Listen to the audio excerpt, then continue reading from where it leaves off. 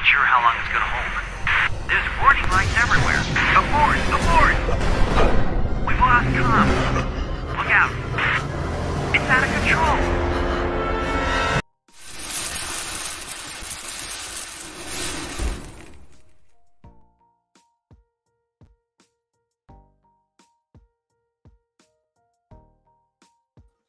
Welcome to another broadcast, my friends. This is Urux. It is now 11:11 p.m. Make yourself a wish. I'll wait. Yes, 11:11, that magic hour. Tonight, we're going to cover a couple of things, just to get you guys up to speed. My last vlog was about our prime ministers and, of course, the history of Canadian prime ministers. A lot of stuff folks don't know, and I feel it's very important. I was born here myself a little over half a century ago, and being a proud Canadian, born in the great good old city of Montreal, the great old province of Quebec, right?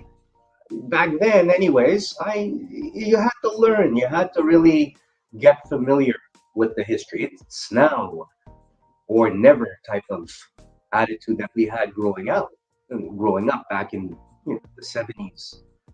It was very much encouraged, especially the schools, to at least know the history of how we got to Canada, right? And of course, the people that ran this beautiful land. But one other thing a lot of folks are not familiar with is the fact that our head of state is run by nobody else but the Queen Elizabeth, folks. So we're just going to look into that. And of course, I want to wish my lovely Lolita happy birthday. So they say it's your birthday. But just before we get into our good old friend here, Auntie Elizabeth, I'm just gonna say hello, everybody. I hope everyone is doing well in Yeshua's name. And now the spring is here, and there's so many changes, right? And of course, this was the week of, the bad guy in Germany that did all that stuff, right? No, not even need to really mention his name, but good old deceased and probably burning up in flames, Adolf, right? Was his birthday this weekend.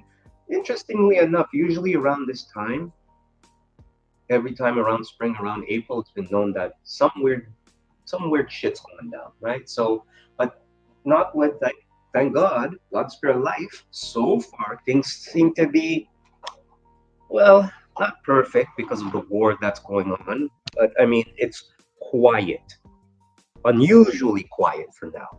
So stand your guard.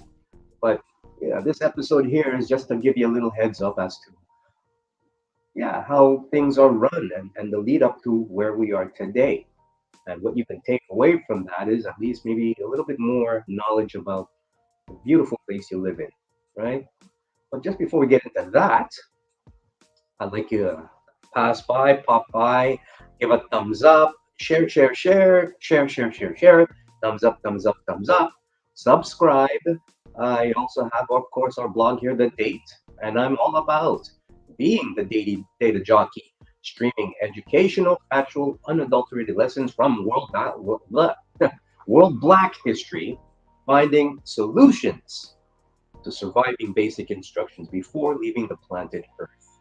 Informational documentary streaming, historical education media, Fair Act, and of course a disclaimer, Fair Act use disclaimer, the site is for educational purposes only, all right?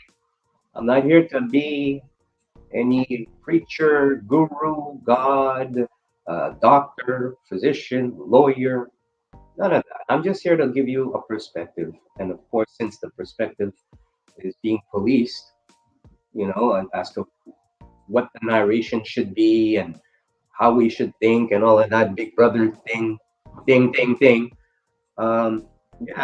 I'm just here as a Generation Xer to just share you the information that you might overlook. So once again, thank you for joining in. And also, within this age, it's good to know that there are some other mediums and places we can go to, as we know, along with those weird changes, right? Because look, we don't even know if Twitter is going to be around tomorrow. And if it is tomorrow, will Twitter be the same Twitter as it is today, right? Uh, Facebook, everything. I mean, hey, they're all good. They're great for nearly almost, what, 20 years. That's a generation right there.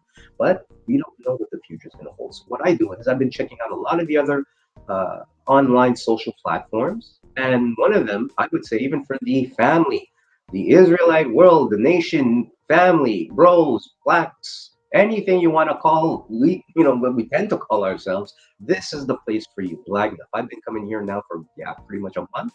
And it's one of the best places where brothers and sisters can actually hook up in the sense of getting your thoughts out there without being policed.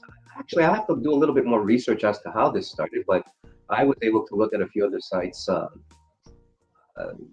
course, with the YouTube platform, and yeah, and then of course Dr. Boyce. Big up Dr. Boyce, big up Dr. Claud Anderson, big up to all of you inspirational, great people out there.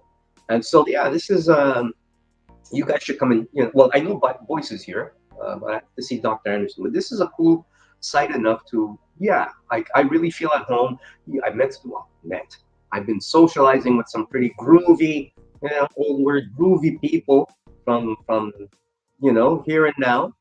And yeah, I've been able to put out some really strong points, and they can give me back some strong points. And it's generational. You have young, the millennials, you have boomers, even a few silent agers, right? But this is the right platform to come to for at least one of them that I've been using more frequently. And yeah, I've been inviting my friends and family and whatnot. And I encourage that we do the same because times are changing. Okay. Yeah. So definitely check it out. We've got so many different types of, I would say, interest, right? Different groups, events, topics, all full of brilliant, 100% melanated, pro Black people out there who just want somewhere to come and vent and speak, right? God knows I've been doing quite a lot of that. you know, so and once again, this is like the type of platform that you could do that for us, with us, right? And it's not to say, oh well, we doesn't want anybody, like no other, but sometimes we need a little something for us. Everybody else has it. So Blagnuff is definitely the spot you want to come and check out and meet members near you and hook up with people, that are in the kingdom of what we got going on, right? Plenty of topics, plenty of discussions that take on that. So check out Blagnuff, get ready to move on. Okay, at least this is one of them, so you can actually come and take a look. BadTube is another site that I've been coming to. Right, this is for like a sort of I'd say the Black YouTube, really. Right, we got a lot of bros and gentlemen out there putting out. This is one of the Dwayne here. Yes, Dwayne is also on YouTube. Eshatar, if I'm correct, because the YouTube names I'm going to mention, I might not get them all right, but this brother over here, I did catch him on YouTube, and that's when he mentioned BandTube. That's how I got onto it. So big up to you, Dwayne Eshatar. He's really putting out some informational. I also want to give a big up to the folks out there who are on YouTube, because yeah, I get a lot of my influence, So yes, Granddaddy Baba, and of course the IUIC fam, ASAF, and the whole bunch of captains there, right? I've known recently, of course, they've gotten better and bigger with time, and hey, this is where you can actually come and check out some of the stuff when they get cut off the air, right? Bishop Nathaniel, also big up. Good to see that he's doing very well, and of course, we keep praying for him. And this is the same for the GOCC. I mean, there's a lot of discussion as to well, who is right and who is wrong, and even the infighting and all of that stuff. And here's my whole take: Black people have to stop blaming and being so freaking hard on ourselves. It's ridiculous, man. Like some of the discussions I get in also on these platforms is, we hear a lot about how, okay, for example, right now drill is the big thing, right? So this drill music is supposed to be so, heavy, like, and it's in the hip hop family. That's what they're not telling you, but it's mixed in with it's all alternative, right? Everything's been alternative for over, what, 35 years now? We've been calling it that, despite the subgenre. So now you have um, drill. Now, where it comes from and all of that, simple fact is you look up the people who run the labels. One of them, very well known, Lighter Form. I'll do another episode on him. But, he's one of the guys who admittedly said, hey, he's got a family to feed, and he'll do what it takes, even if he was one of the biggest uh, stockholders in getting this type of sound and negativity out. But that's a whole study. So these are the kind of topics that will come up in like Black Nuts, right? And everybody's so brilliant and supports. And while everybody not might not agree, right, or agree to disagree and all this stuff, it's still platforms to get it out there and at least start bringing like-minded people together, right? So yeah, this drill thing's been around for a minute, and there are folks out there. Like it's a popular thing for the young people. What can you do? It's like rock and roll. I mean, if we consider what rock and roll was in the 50s, even if we can say everything was a lot more, how we say, I guess, homogenated, homogenized everything, cleaned that stuff right out, purified it. No, no, no, no. We were decadent when Elvis started swinging his hips and then Jim Morrison and Chuck Berry and all of that. So drill today is that. Except, yes, we live in a highly toxic secular style world right now, right? Because we've been pushed to negativity since the 90s. I went through that also, right? That transition from that peacetime that we do hear a lot of our family talk about, peace in the city. Yeah, there was that thing with the Panthers. Yes, I will never deny that. Canada was very peaceful too, like that. But we tend to overlook my generation specifically, like the Xers. Yes, the boomers, even born up to 60, what, 5, 64. It's amazing that there is a black and white difference, right? The color. Like I remember black and white TV in 60, like 9, 70, right? And then going into color. And it was day and night. Video was clear back then. If you watched video in the 70s, ooh, super clear, clearer than even what we see today with pixelization, right? Lines per resolution, that's what we call it.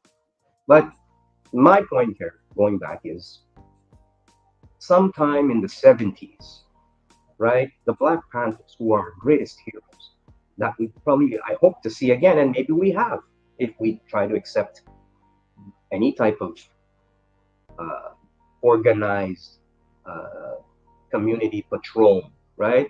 And for the times, like people, there are people, probably more people who like NPAC than they like to admit they don't. Because, like I'll say, it's the first time in 50 years we've had a bunch of niggers, for some people, come up in a whole, how many, 3,000 of them, dressed in black with arms? These weren't just simple gangsters and all idiots, These were people who were, probably serving our military, retired veterans, retired cops. And maybe you had some old ass, young ass thugs in that, but they have so disciplined themselves, they don't even fall into that burden. You see? But the world saw that as, oh my God, a bunch of niggers with guns, they don't know how to hold guns. These pros are the ones who are in the military saving everyone's ass. And then you have anyways, I don't want to get too heavy into that, but that too is part of the topic. So my argument would be, let's forget about all of the past per se. Not, all, but I'm saying if we keep repeating and talking about what 1965, 68 was when I was born, right? And many people who are still around in this world, but not as many, not as much, it's dwindling. Those people who are alive in the boom age, right? Should consider, okay, give us some of those lessons of the past. This is what I'm doing with at least millennials and even some boomers, because we're all always going to still keep learning, right? Um, at least open the boomer mind, black boomer mind, that maybe you guys can actually resurrect and redeem yourselves into this 21st century, because a lot of you might be in your 60s, 70s, even 80s, and that's relatively young, to band with us Gen Xers who have been disenfranchised brutally, and the millennials who are a product coming through our generation, through our loins, and the boomer loins, because Gen X and boomers doubly share in the millennial experience, right? We're old enough, most of us are your parents, right? And a lot of boomers are your parents, right? If you're like, boomers are having kids up until even now. So we've got to kind of gel together. So my points and arguments will be, okay, the Black Panthers were good. You know what I really loved about them? When they had that freaking shootout, blasting up everybody, the opposition. Remember that? You ever see that? Oh, you only hear about it maybe just quickly. But that was the shit that got, what's his name there, Fred Hampton, all licked up and everything in his sleep. That's when they started getting all into, let's break in and let's not use the no knock, no. Yeah, right? And then what's was happening? But that was a fight. That was actual, like, yeah, that was some war there. That was civil street war. And long story short, with that, they, of course, the firepower outmatched. But nobody talks about that, right? When people talk about Malcolm X, oh, he was so this, that, but yeah, any means necessary. But after he got shot, yeah, that went out the window so long ago, right? Even if we try to teach what we learned from that, it's a moot point, because, well, yeah, we should have brought it back even in the 2000s, but only now everybody black is coming and becoming aware. Not only that, we're becoming aware that Jesus is black. So there's a lot on our plate. So in the 70s, hey, it was great. Yes, we had, after unfortunately what happened with the Black Panthers, right? A lot of them got disbanded. Some took off on exile, right? Uh, and then others went on and Medgar Evers, right? Uh, the great Toure Kwame. I mean, these were amazing men. Kwame Ture. You know, if you listen to some of the speech, and I'm just amazed, because while I agree with the boomer that yeah, that it was a different time, when yes, we even had to, black men literally had to go and with pickets. I would say even in the first protest, right, of the time, with "I'm a man." Maybe we need to do that again, because nobody thinks we're men, right? So all the greatness of that, the Panther movement, had been watered down, right? And when it had been watered down, like Huey P. Newton, like, hey, great guy, but it's sad to say they literally died like a dog on the street, shot in the street. What was it, Cleveland or whatnot? And crack. How the heck did that happen from the brawn, proud, standing tall, well afro, well focused, and faculties together, turn into a guy that, you know, got shot somewhere in the street like nothing. Everything, the wealth of that person's being, gone, snuffed away. For what? Crack that was invented after. So we've got to not just take blame, I guess, but take responsibility, I think is the word. And make amends, right? Because there's no reason why we can't relive that like the 60s. But one thing about the 60s is we got duped. Everything, even if let me take it up a rabbit higher or a rabbit lower, right? That rabbit hole. Well, let's go deeper here, right? Like, I mean, if we consider that we heard about MK Ultra and not the COINTELPRO and the paperclip, right? I mean, let's just say, for matter of speaking, even everything orchestrated that we've seen within civil rights might be part of that. But the thing is, it didn't progress after the 70s. Even though the struggles and the, I guess, martyrdom, we could say that. We should have been saying that from the beginning. The martyrdom of Martin Luther King and Malcolm X and the Panthers that did this, right? Should have been recognized right from there and kept the fire burning. But look what we had, right? When we had Sharpton and uh, Reverend Jesse Jackson and everything, the folks who were there when the guy got popped, they moved along with life pretty well, right? I'm not blaming them. I'm just saying, as time goes, truths are going to be revealed. So, all of that to say, yeah, things had gotten more different in the 70s. And by the 80s and 90s, yes, we're disconnected. And now this drill, which is fast forward all the way up past gangster culture of the 80s and all that, here we are today. And people are wondering, hey, why are kids killing themselves more? And why is this? And it's in the music, it's in the drill music. And it's like, well, yeah, it is. But don't blame that kid who didn't, I mean, take it, sue the companies if be, right? I've heard some brilliant brothers and sisters go out there saying they want to put out what we call get petitions out there to at least get some movement, right? Get some movement going on. They get some money to get a billion. A billion isn't much to get, and sure, let's do that. However, what about the status quo? Hey, I'd put a bucket. I'd sign a petition, but it seems the reach is difficult to get, right? So, for example, okay, like drill. The only reason why drill and a lot of this stuff has come to be is basically because of, like in my last post, I was talking about um, Frank Zappa, right, with his band, The Mothers of Invention. Look it up. I'll bring it back another time. Frank Zappa and Dee Schneider of Twisted Sister, right, when they went up against the Mothers Committee, Parents Committee about, freedom of expression. There's a nuance for you, right? So, long story short, it passed that whole thing that you got to have 18 plus. And after that, this is the late 90s now, between 86, 7, 8, 9, right?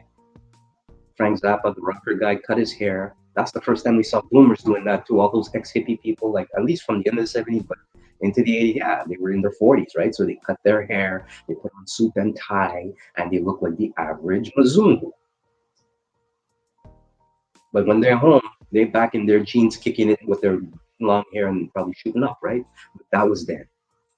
So my thing is here, to stick to the point, is that committee that went against, the right to swear, let's just say that, right? Against those rockers, right? Middle class boomer rockers. Were to I'm gonna have to look at the clips again, but majority, if not the majority, white women, white mothers. If you look at the footage, I don't have it on me now, but every time I do look at it and I look at that whole committee thing, I hardly see any black fathers or mothers there. And this is 1980 what? So those people had more gusto, more guts, more gumption, more grit. Black then, whether they be white supremacist or not, that's the take. They were able to get together and say, no, we don't want to hear, and it shouldn't be so vulgar and foul. But guess what? The liberal people of the moment back then, they said, no, it's okay. And look what we have today. So that was, even though 35 some years ago, all that time, nobody did anything. And that stuff permeated into what we call Black culture, I guess, right? Because we've been calling it a culture. I would say it's more Afro-American, African-American culture, because that's the exception. African-American culture is great and as beautiful as it is the exception to the rule.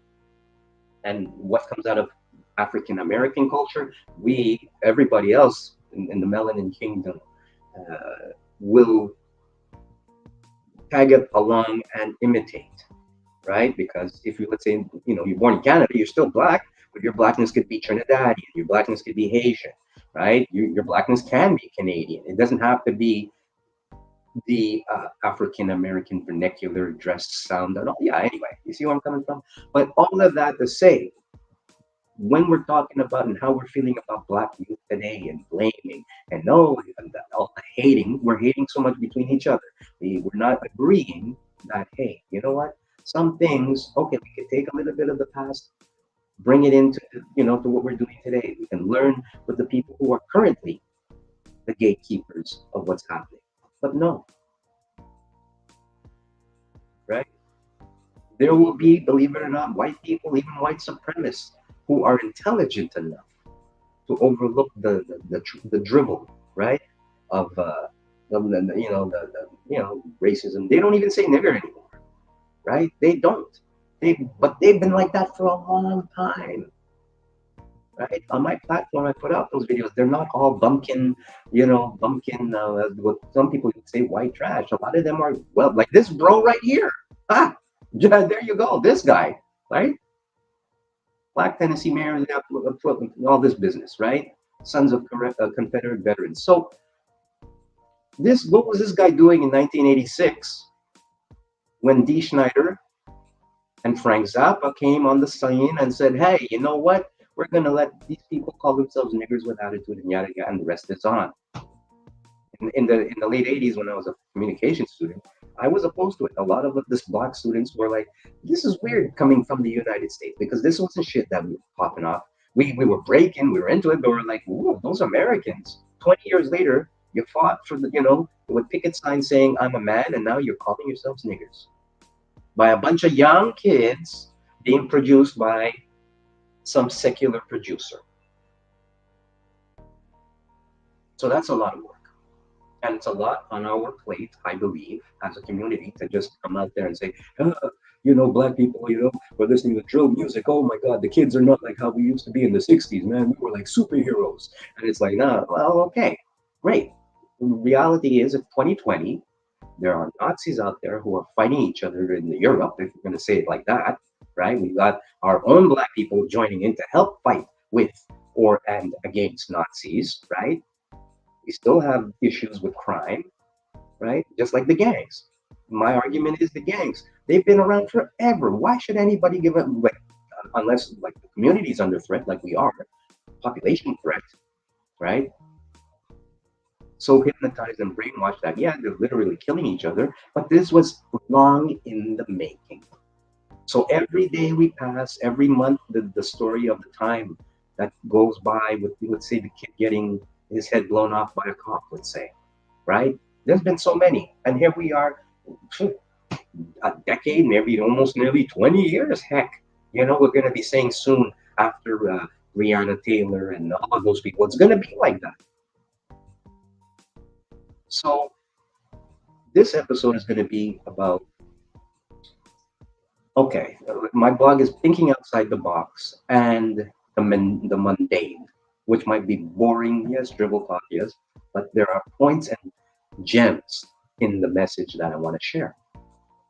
Because if we're going to look and keep blaming and keep saying, oh, well, we're doomed, we're this, we're that, nothing's going to happen.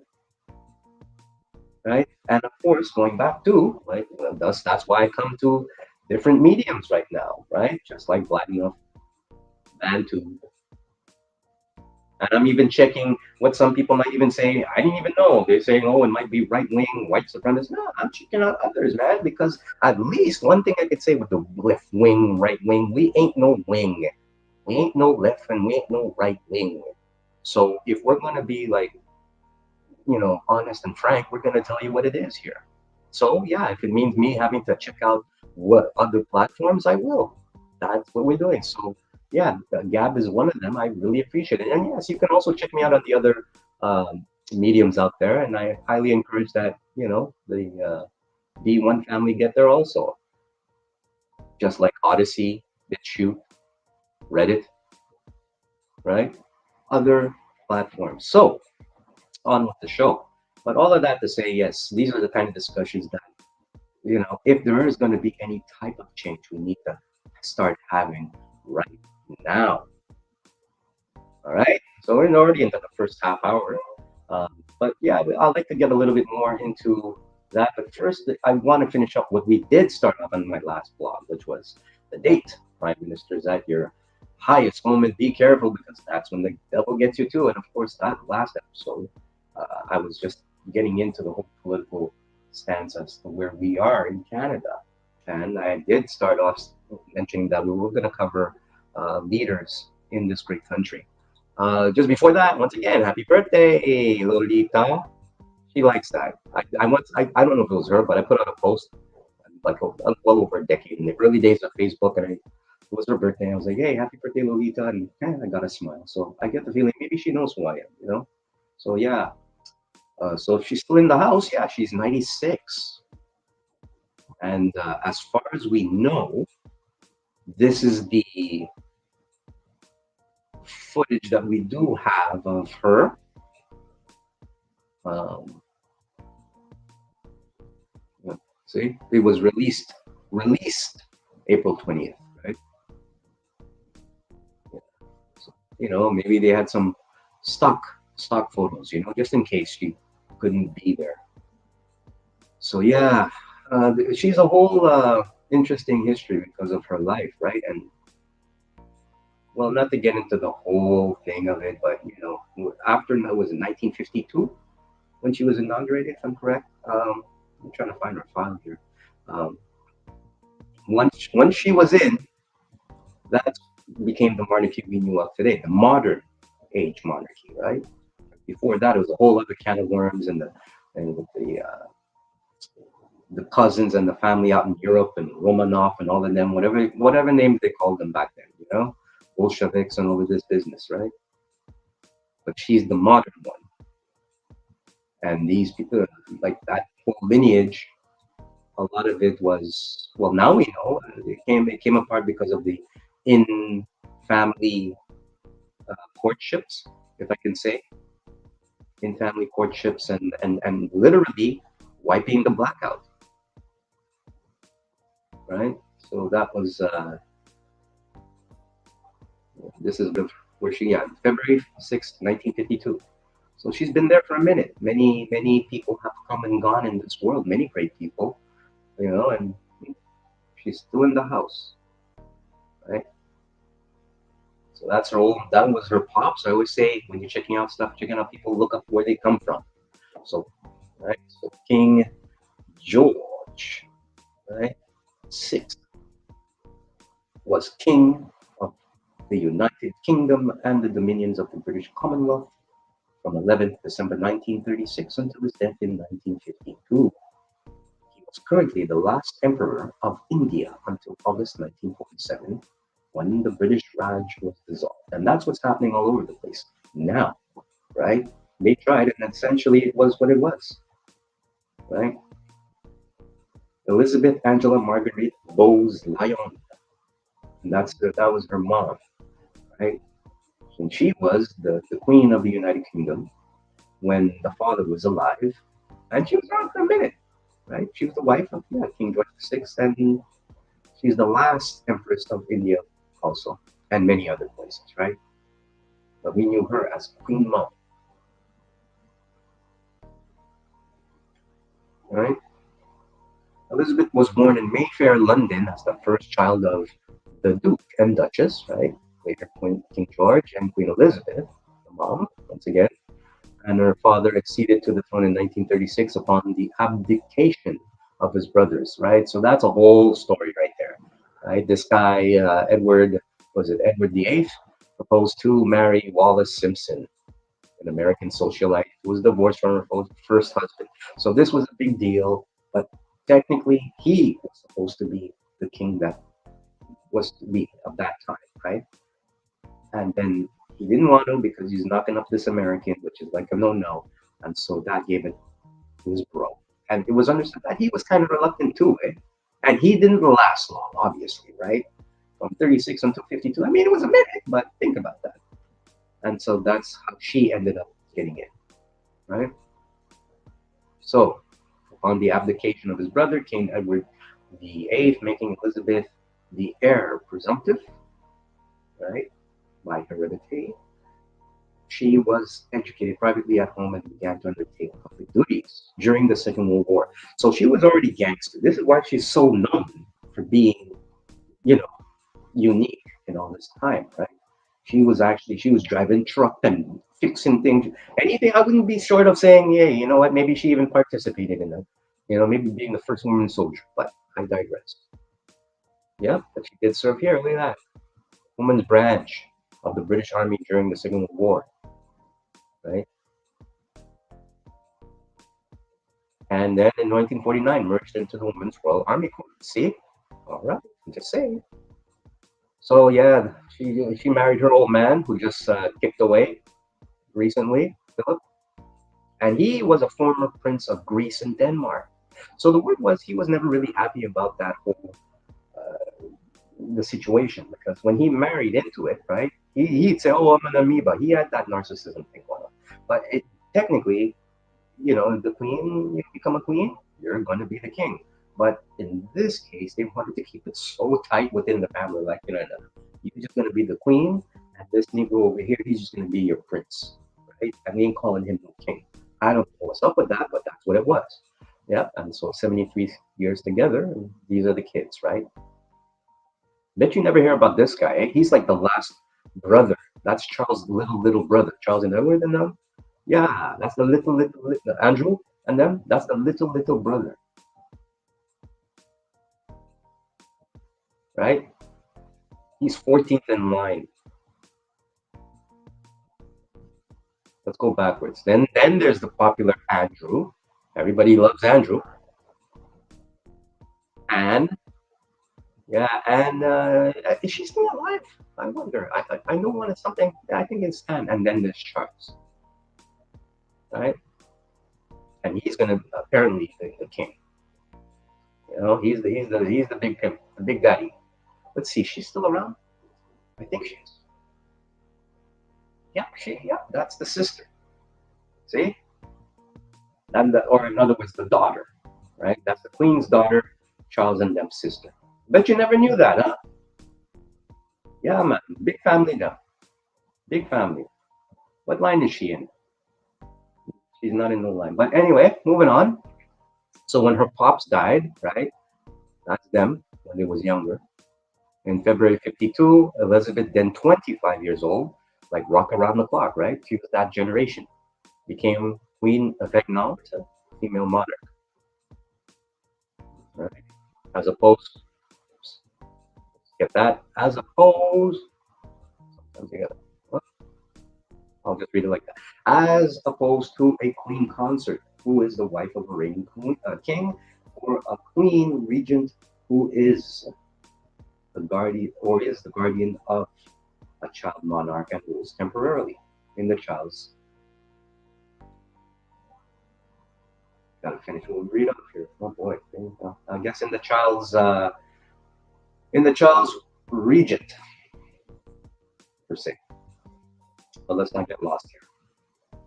So Elizabeth has reigned as a constitutional monarch through major political changes such as the Troubles, right? That was the IRA stuff, Northern Ireland conflict. They call it the Troubles from the 60s to the 90s. That stuff was a long time, you know.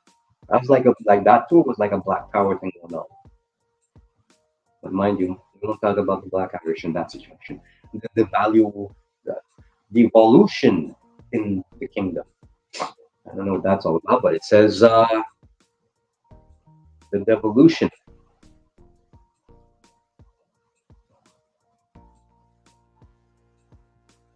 Let's see if there's anything else a little, but it's pretty much it. I mean, we pretty much know what we got to know, and the good times and the bad times, right? But there's so much to actually look up. We're not going to do that. We're going to move on to our leaders. But let's just take a quick look. See, camera. Camera gets everything, gets you from the minute you're even created, right? That's her again there. Probably was a redhead. I don't know. You know, they all have like that light hair, right? Okay. So Happy birthday. And let's look into her, because she is the head of state. Actually, you know what? I should have. Most people don't really don't know it, but the Queen is Canada's head of state. So, long story short, we're not going to do the history lesson. I expect you to look it up, but after, let's say, uh, the battles that we had with America, long story short, Canada is a subject of the monarchy, right? Because the Queen is our head of state. So if Canada has to go into a war, for example, she's got to be the one to say, yeah, you can do that. But let's look at the Prime Minister of Canada, right? Is an official who serves as the primary minister of the Crown. Minister of the Crown is a formal constitutional term used in Commonwealth realms to describe a minister of the reigning sovereign or viceroy. The term indicates that the minister serves at his/her majesty's pleasure, right? So you got that. Chair of the cabinet. So we have a cabinet here and head of government. So officially, the prime minister is appointed by the Governor General of Canada, right? So our Governor General of Canada, let me just fix my screen here. There we go. Is the federal viceregal representative of the Canadian monarch currently. See, and the Queen is the head of state of Canada, and the 14 other, actually, starting to be a little bit more less, but 14 other Commonwealth realms, but she resides in, of course, United Kingdom. So, but by constitutional convention, the Prime Minister must have the confidence of the elected House of Commons. Normally, this is the leader of the party caucus with the greatest number of seats in the House. But if that leader lacks the support of the majority, the Governor General can appoint another leader who has that support or may dissolve Parliament and call a new election. Right? The office is not outlined in any of the documents that constitute the written portion of the Constitution of Canada.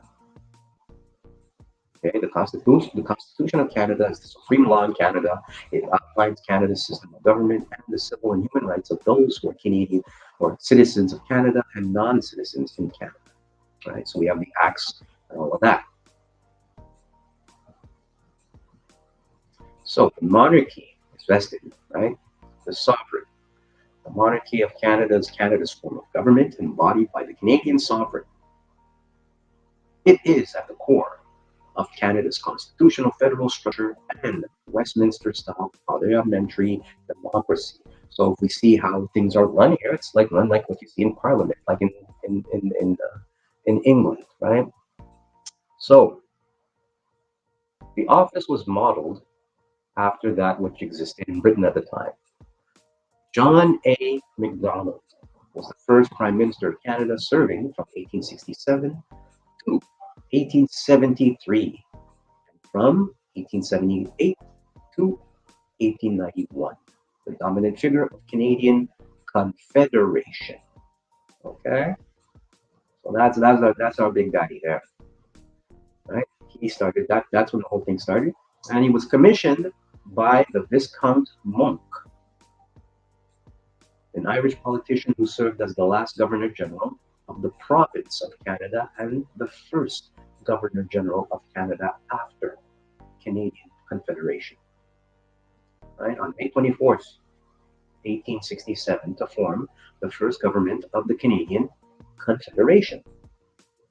And of course, that was 1867. So that was our, I guess you could say like the centennial per se, when we had that in Canada, in Expo 67, right? That's when Canada was put on the map and Montreal blew up Canada. No matter what anybody say, Canada was still popular for everyone, but Montreal was where it blew up, right? With Expo and then the Olympics, and then Toronto took off because of the referendum challenges that we had in Montreal.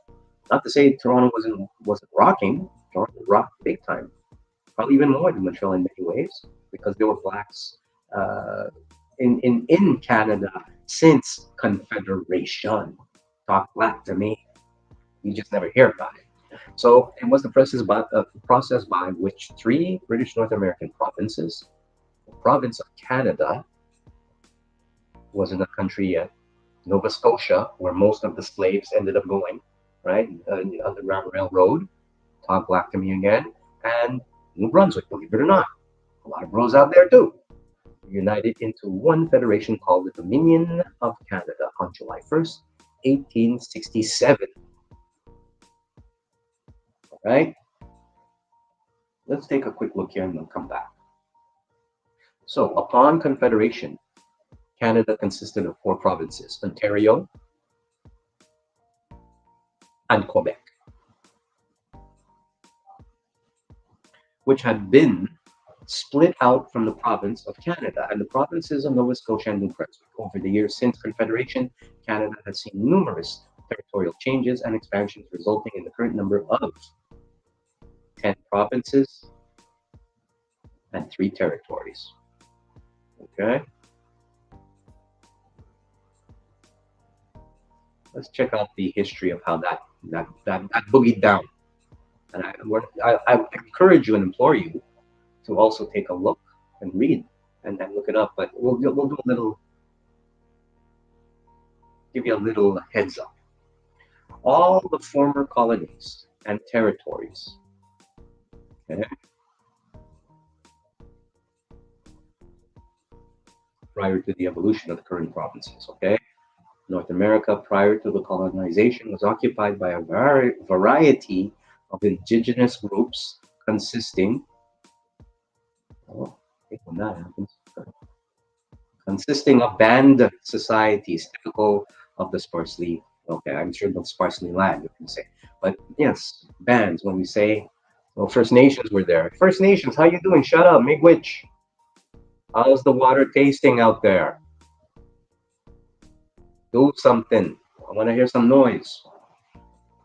So all the former colonies and territories that became involved in Canadian Confederation on July 1st, 1867 were initially part of New France. Okay? So New France was the area colonized by France in North America, which is Quebec, beginning with the exploration of the Gulf of the Saint Laurent by Jacques Cartier in 1534, and ending with the cession of New France to Great Britain and Spain in 1763 under the Treaty of Paris. So that's the whole Quebec thing, right? And that goes a lot further into that. So part of New France and were once ruled by France. Nova Scotia was granted in 1621 to Sir William Alexander, 1st Earl of Stirling, who was a Scottish courtier and poet who was invited in the Scottish colonization of Charles Fort, later Port Royal, Nova Scotia, 1629, and Long Island, New York. All right? Because folks got to know this stuff. We're a lot more ingrained than you want to believe. So under the charter of James the Sixth, okay, James the Sixth and First was King of Scotland as James the Sixth. Wasn't he a bro? Bro! James, okay. So 24th of July, 1567, King of England and Ireland and James the First, right? Bro!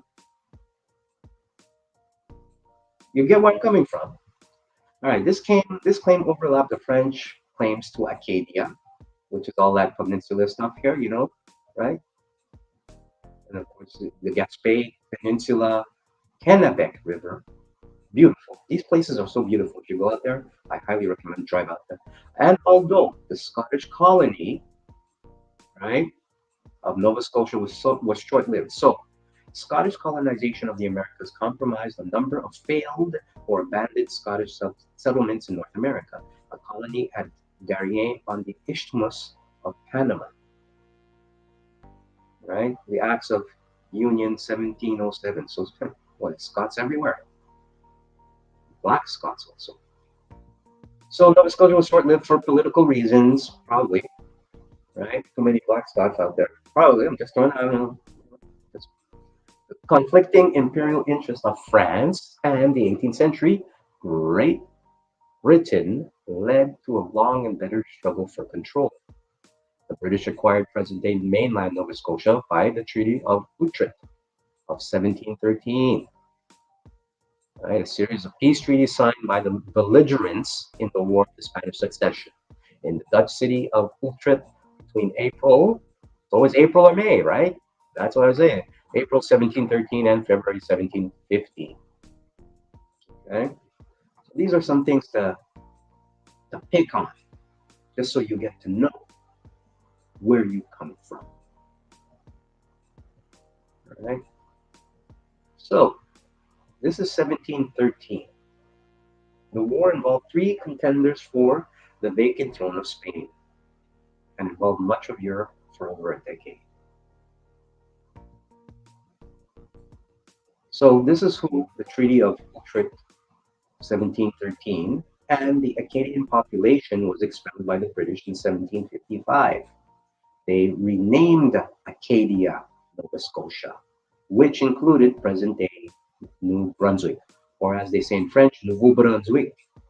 The rest of New France was acquired by the British as a result of the defeat of New France in the 7 Years' War, right? The French-Indian War, which ended with the Treaty of Paris in 1763. From 1763 to 1791, most of New France became the province of Quebec. However, in 1769, the present-day Prince Edward Island, which had been part of Acadia, was renamed St. John's Island and organized with a separate colony. It was renamed Prince Edward Island in 1798 in honor of Prince Edward, Duke of Kent and Strafford. This bro right here. His only legitimate child became Queen Victoria. That's her pops. Right? The first English attempt at settlement had been in Newfoundland, which would not join Confederation until 1949. Did you know that? The Society of Merchant Ventures of Bristol began to settle Newfoundland and Labrador. So if you see what we're looking here and dissecting a bit, is Canada already was kind of split up with a lot of folks coming from Europe, whether it be France and England. But you already had the natives and possibly, highly likely, a lot of bros there, right? So this was going on as far back as 1610, and Newfoundland had also been the subject of a French colonial enterprise. Placentia is a town located in the Canadian province of Newfoundland and Labrador. Okay?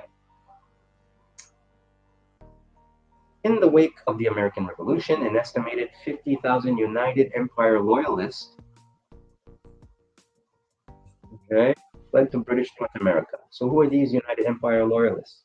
Is an honorific title which was first given by the First Lord Dorchester, the Governor of Quebec, and Governor General of the Canadas to the American loyalists who were settled in British North America during or after the American Revolution.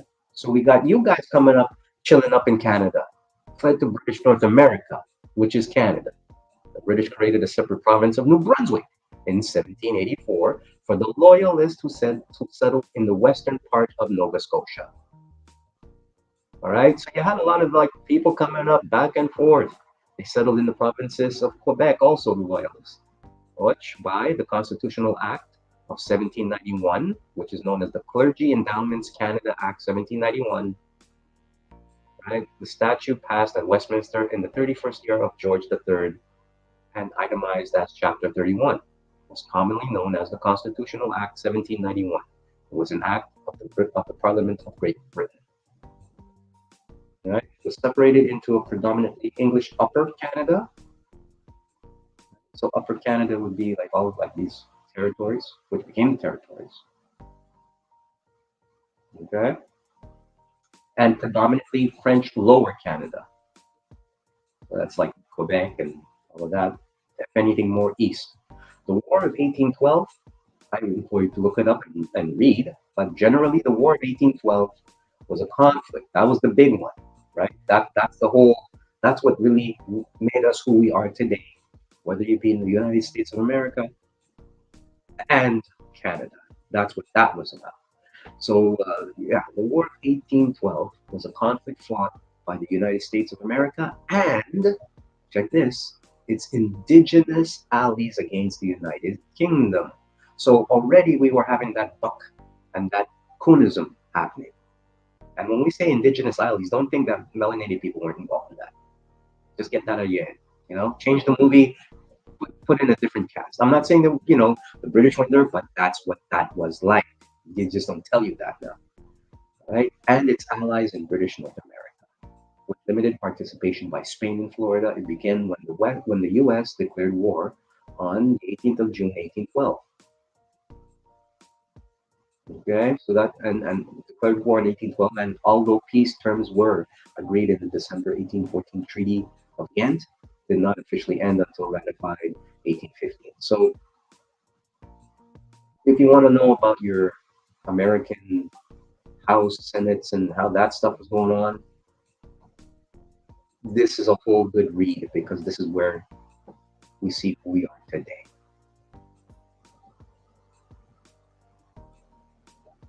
So the Treaty of 1818 happened, right? And when this treaty came around, and we're going to go through quickly, because I don't want to bore everyone, but these are just key takeaway points to knowing where we are today. The convention respecting fisheries boundary and the restoration of slaves, known as the London Convention, Anglo-American Convention of 1818, or simply the Treaty of 1818. So let's look a little deep quickly into that. The convention respecting fisheries boundaries and once you see slavery, it makes you want to take a look. So let's see here. The treaty was negotiated for the U.S., of course, by this guy, Albert Gallatin, ambassador to France. I'm just going to breeze through this quickly just to see what the deal is here, because there's always like, a little gem. A lot of it can be just like very wordy. And, you just have to find those gems with it. Okay, fur traders by the 1830s with pressure U.S. mounting to annex. Nothing really meaty here, but these are some of the hands that get into these treaties, right? Okay, so following the rebellions of 1837, Lord Durham, first Earl of Durham, also known as Radical Jack, and commonly referred to in Canadian history texts simply as Lord Durham, was a British Whig statesman. Okay?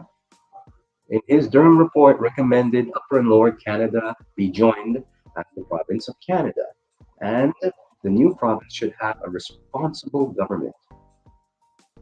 As a result of Durham's report, the British Parliament passed the Act of Union 1840. Right? It was approved by Parliament in July 1840 and proclaimed February 10, 1841 in Montreal. It abolished the legislatures of Lower Canada and Upper Canada and established a new political entity, the province of Canada. And in 1841, the new province was divided into two parts: Canada West, Upper Canada, and Canada East. See what I'm saying? Up, bottom. That's what it is. And so this guy, he served as governor of Jamaica. James Bruce, 8th Earl of Elgin and 12th Earl of Kincardine, was a British colonial administrator and diplomat. He served as governor of Jamaica, 1842, 1846. Right? First to Nova Scotia and then to Canada. The following year, the British would extend responsible government to Prince Edward Island, 1851, New Brunswick, 1854, Newfoundland, 1855. So this is the stuff that we learned in, well, I don't know if they still do it today. This is why I'm doing it now, but at least back when, high school years, back in the 80s, we had to know this shit to pass. You couldn't graduate without knowing, it was either you had to get your French, English. Well, if you went to an English school like me, you had to pass your French and you had to pass history, or English, history, French. And these were the questions that come up. We're already into our first hour. Thank you very much. As we now continue with the date, we're looking up some history and we're looking to our Canadian prime ministers and, the Queen happy birthday and a few other little bonuses coming right up. So thank you once again. Give a thumbs up and please subscribe and share. So these are the dates to remember. The area what constitutes modern-day British Columbia is the remnants of Hudson Bay's company. Oh boy, that was the big thing. Hudson Bay, that's a whole history right there. But let's just say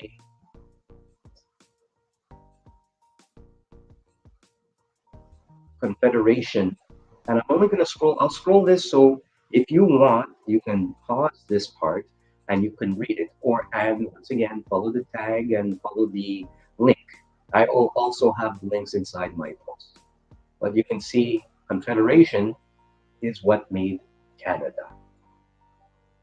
So this is it. These are the guys. It's kind of like our like the American, when you guys had your Ben Franklins and your George Washingtons together. This is our Canadian version of that. I'm sure there's a couple of bros in there. You just have to look at these things carefully, and I'm going to tell you why. People are like, "What? There were no black people in Canada." Yeah, hold on. I'm going to tell you about old Cicero in a minute. Let's see. Look, bro, right there. That's probably a bro right there. See? This guy, yeah, he probably a bro too. Look, bro's always like dressed in black, right? Look at him. He probably a bro. I'm just saying, right? I'm just saying.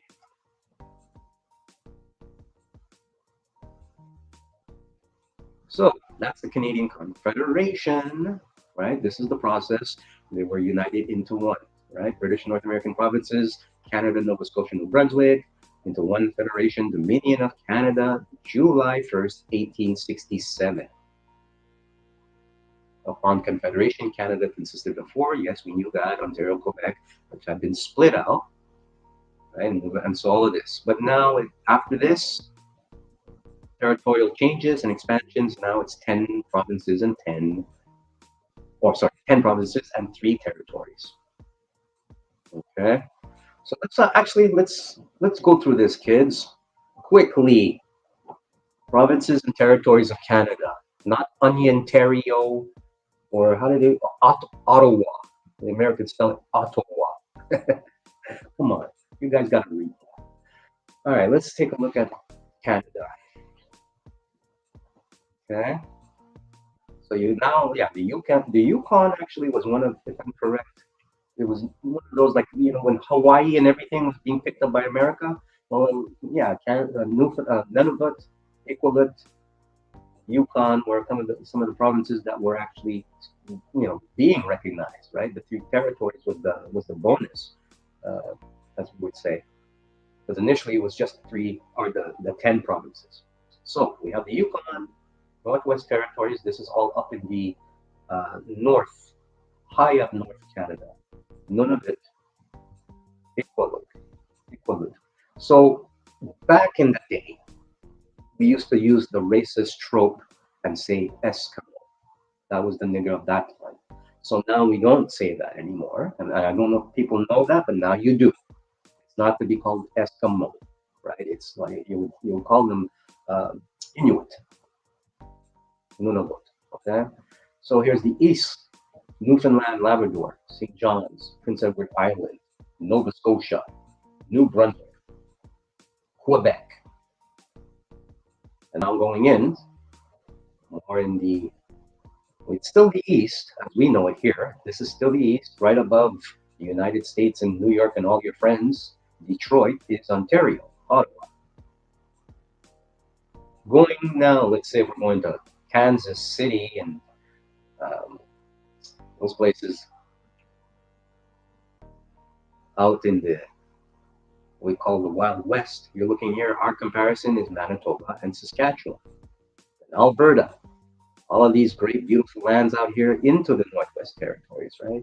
This is where a lot of our wheat and all those goodies, a lot of vegetables and stuff. I mean, it comes from everywhere else, but Alberta, especially for the most delicious, if you're a meat eater, that's where you get a lot of our beef, at least as far as I still remember, right? You might come from other places from what I do know too, but Canada, we're talking in a different time. Yeah, this is the spot, man. You know, you ever see those cereal commercials and the milk? Give love to these places right here. And of course, British Columbia, which is the extreme way out west. You know, the Hollywood light. I like to call it California light. Right? So yeah, and above that, you know, you see, you have all your South Carolina, North Carolina, all of this stuff is right underneath. Okay, so God bless Canada. This is who we are, and we're probably got a lot more Americanism than even America itself, right? Because it is the world's second largest country by area. Just a little something for you to know.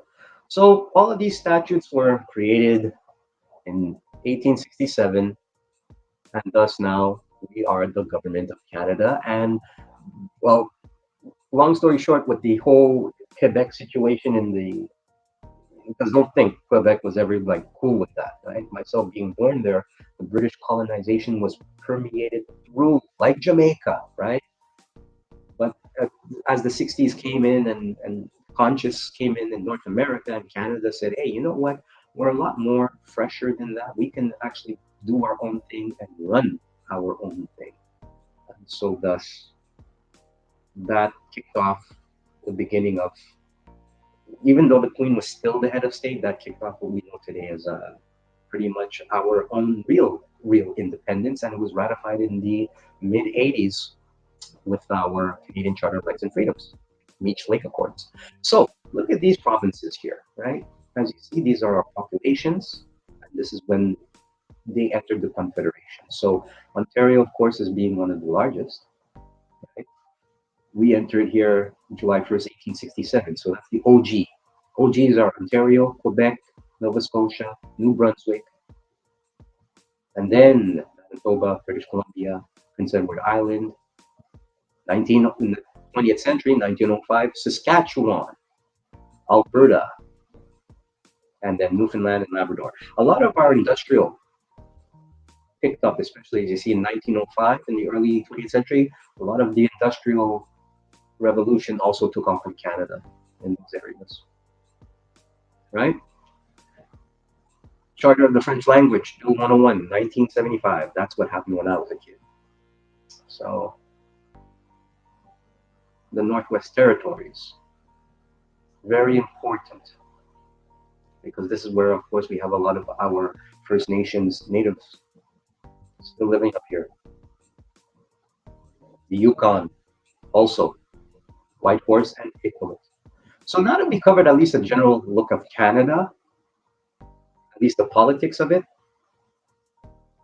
let's take a look at who are these people who ran this place after, especially the, what we call the Confederation after 1967. Okay, I'll just scroll down here.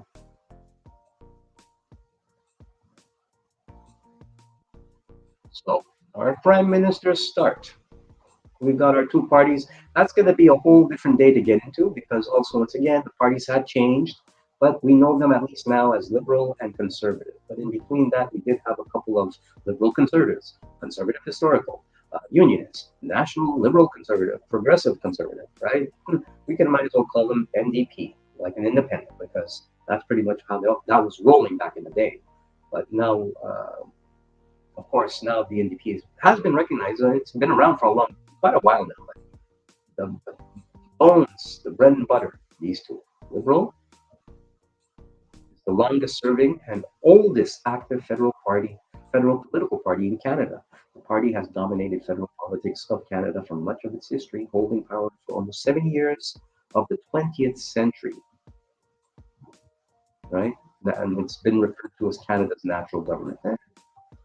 The Conservative Party of Canada, colloquially known as the Tories, is a federal political party in Canada. It was formed in 2003 by the merger of the two main right-leaning parties, the Progressive Conservative Party and the Canadian Alliance. Okay, yeah, and even then they had some other names going on, but we're gonna just breeze through that in a sec. So let's see what we got here. First one, John A. Macdonald, July 1st, 1867, 5th of November, 1873. Right? He was with him. He was the title creator of the caretaker government, and thus the title being created with him. So that was the 1867 election. And let's see, actually, we'll pull this up. Right? So that was his writing, Kingston. Okay. Next, number 2, Alexander Mackenzie, second Prime Minister of Canada, in office 1873 to 1878. He was a liberal. Now, this being, of course, John A. was a liberal conservative. Once again, the names always change, right? But that was what they called him. So I'm not going to get into what their platforms were on and whatnot, but we can at least get a general look. So he was John A. Macdonald, Minister of Justice, integration of Rupert's Land and the Northwestern Territory in Canada, Manitoba Act, Red River Rebellion, right, with Louis Riel and Métis, which is also First Nation, British Columbia, and of course joining the Confederation. Alexander Mackenzie, the Pacific scandal, right? Political scandal in Canada involving bribes being accepted by 150 members of the Conservative government. Ooh. So that was it. Creation of the Supreme Court in Canada, the highest court in the judicial system of Canada. It comprises 9 justices, and the rest goes on. So he's responsible for it. And the passage of the Indian Act, something else we have to take a look on, because that messed up a lot of them. All this thing with the burial sites in the schools and all of that, blame it on that. The Indian Act is a Canadian act of parliament that concerns registered Indians, First Nations, their bands, and the system of Indian reserves. So that's where that came from, right? First passed in 1876, right? And still in force with amendments. What kind of black amendment you're going to get kicked out of? Anyway, it is the primary document that defines how the government of Canada interacts with 614 First Nations bands and colonies, I agree. So that's this guy. Establishment of Royal Military College. So we got that going on, right? After we kicked an ass with some of the, at least in this case, the Americans. So that was the College of Canadian Armed Forces, and since 1959, a degree-granting university. Okay? So big up to this guy for those things, and the creation of the Auditor General. Yeah. John A. Macdonald, come on down. He's the bro you see on your money. If I'm correct, is he the $5? I kind of get mixed up. I haven't seen cash in a while. Sorry, I haven't seen cash in like over 2 years, really, literally. But if he's the bro on the $5 bill, and he probably is a bro. Look at him. You got some plats right there. John A. Macdonald, John Alexander Macdonald. He's the first Prime Minister of Canada, serving from 1867 to 73, and then he bust a comeback from 1878 to 1891. So imagine, it's almost like our Prime Minister Trudeau, the father of Justin, right? He was like 1968 until like the 80s, but then he had taken a minute. He took a minute off and he made a comeback. We did have a in between some interns, right? Look at that. So this guy was there for a minute. But he is, like he's the one you'll see as being like the real bro. Now there was some kind of a switch up here, as you see, one of two, right? Because it was from this guy to John A. Macdonald. But we won't get into that. You'll have to read into what happened, most likely because of the Pacific scandal, almost like the Panama scandal. But I digress. But he came in, and so he's been there for a while. So his national policy, right? Railway to the Pacific. Okay. Northwest Rebellion, once again, with Louis Riel. course, the hanging of Louis Riel. Yeah, he did get him hung. Because, Riel basically led a resistance movement, right, against the government of Canada and, the same old spiel. And yeah, he was also the founder of Manitoba. So there you go, one up. But I guess back then, you know, they couldn't handle those people. So he passed away of a stroke. I didn't know that. John Abbott, number 3. Popular college in Montreal. Or is it John Abbott University? Or is it college? Oh my gosh, I'm that old per se. Okay, I went to Dawson College, so you had John Abbott College. That's it. So yeah, that's popular in West Island, if I'm correct, Point Claire. Correct me if I'm wrong, but I know it's. So yeah, he was a Canadian lawyer and politician who served as the third, right? John Joseph Caldwell Abbott. What was he popular for? Minister without a portfolio, but he succeeded in McDonald's death, right, due to objections to the Catholic John Thompson. So he was a runner-up, and John Sparrow David Thompson, yeah, something. In ill health, retired first prime minister born in what would become Canada, and first of only 2 prime ministers to serve while in Senate. So, yeah, right, because all of that would be, by this point, it's Canada now. John Thompson, 1845, 1894. So we just covered John Abbott, 1821, 1893. So now we're coming into the 20th century with John Thompson, 1892, 1894. Liberal conservative, Minister of Justice. And the Manitoba schools question. Publicly funded separate schools for Roman Catholics and Protestants. Provincial laws passed. Yes, that's true. I went, even though, okay, my genealogy for that religious stuff is I was born into a Pentecostal family. Born as an Anglophone in Quebec, before Bill 101, which was if you had a child, you come from another country, you have a child, your child born in Canada, you got to go to French school. I didn't. I was the last generation of that. So we still had the option what school we wanted to go to. In my case, I went to a Catholic school commission.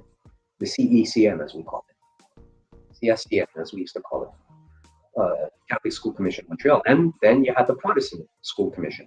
So that stuff, even what you see happening in Ireland, much later on into the 60s and 70s, there was a slight backdraft too into Quebec because of it, and Canada, right? But especially Quebec, because it wasn't only just Protestant Catholic, then you had Protestant Catholic French or English. Special. So yeah, that's John Thompson, died of heart. Mackenzie Bowell, 1823, 1917, the first one coming into the 20th century. He's known for ministers of customs, a position in the cabinet of the government of Canada responsible for administration of customs revenue. Okay. Minister of Militia and Defense. All right, this again. Last prime minister to serve while in Senate and last prime minister not to be born in Canada or pre-Canada until Turner. Right? Because a lot of these bros were from England. You get it? So that's where that history ended. Charles Tupper, 1896, 1896. One time he was a caretaker government and a conservative. He didn't hold the seat. Something happened here. Right? But he's Minister of Customs, Railways, oldest Canadian Prime Minister, aimed to defeat patrons of industry.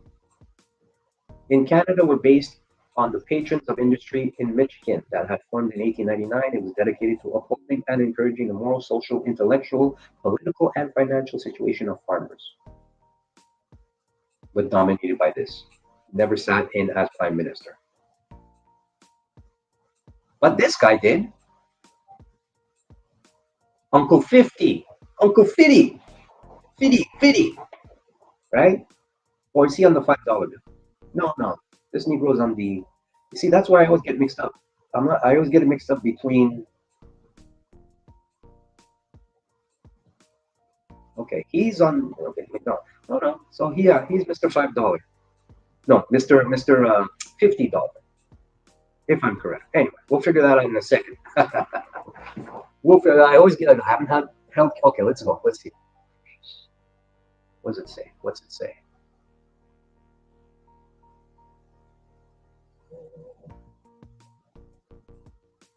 Hmm. There we go. It's the $5 note. That's it. Okay. So he's on the. So yeah, 50. 50 is the other guy. Okay, my bad. Yeah, yeah. So he's the $5. So Wilfred is $5. Yeah, you see, when you don't get cash, I know, but it's just like even when you don't see his face on money, you're like right off the bat, you know it's him, but it's like which dollar? Borden is the guy on $100. Okay, so now I'm getting it. So Wilfrid Laurier, yeah, 1841. He was like one of the top OGs, right? Mr. $5. He the Boer War, which was also known as the Boer War, Anglo-Boer, right? South African War was a conflict fought between the British and the two Boer republics over the empire's influence in southern Africa, 1899 to 1902, triggered by the discovery of diamond and yeah, right? Somehow, this bro was down for involved with that. We can actually come back and take a look a little closer into some of the like special characters like him. Creation of the Royal Navy, reciprocity with the U.S., free trade, basically, right?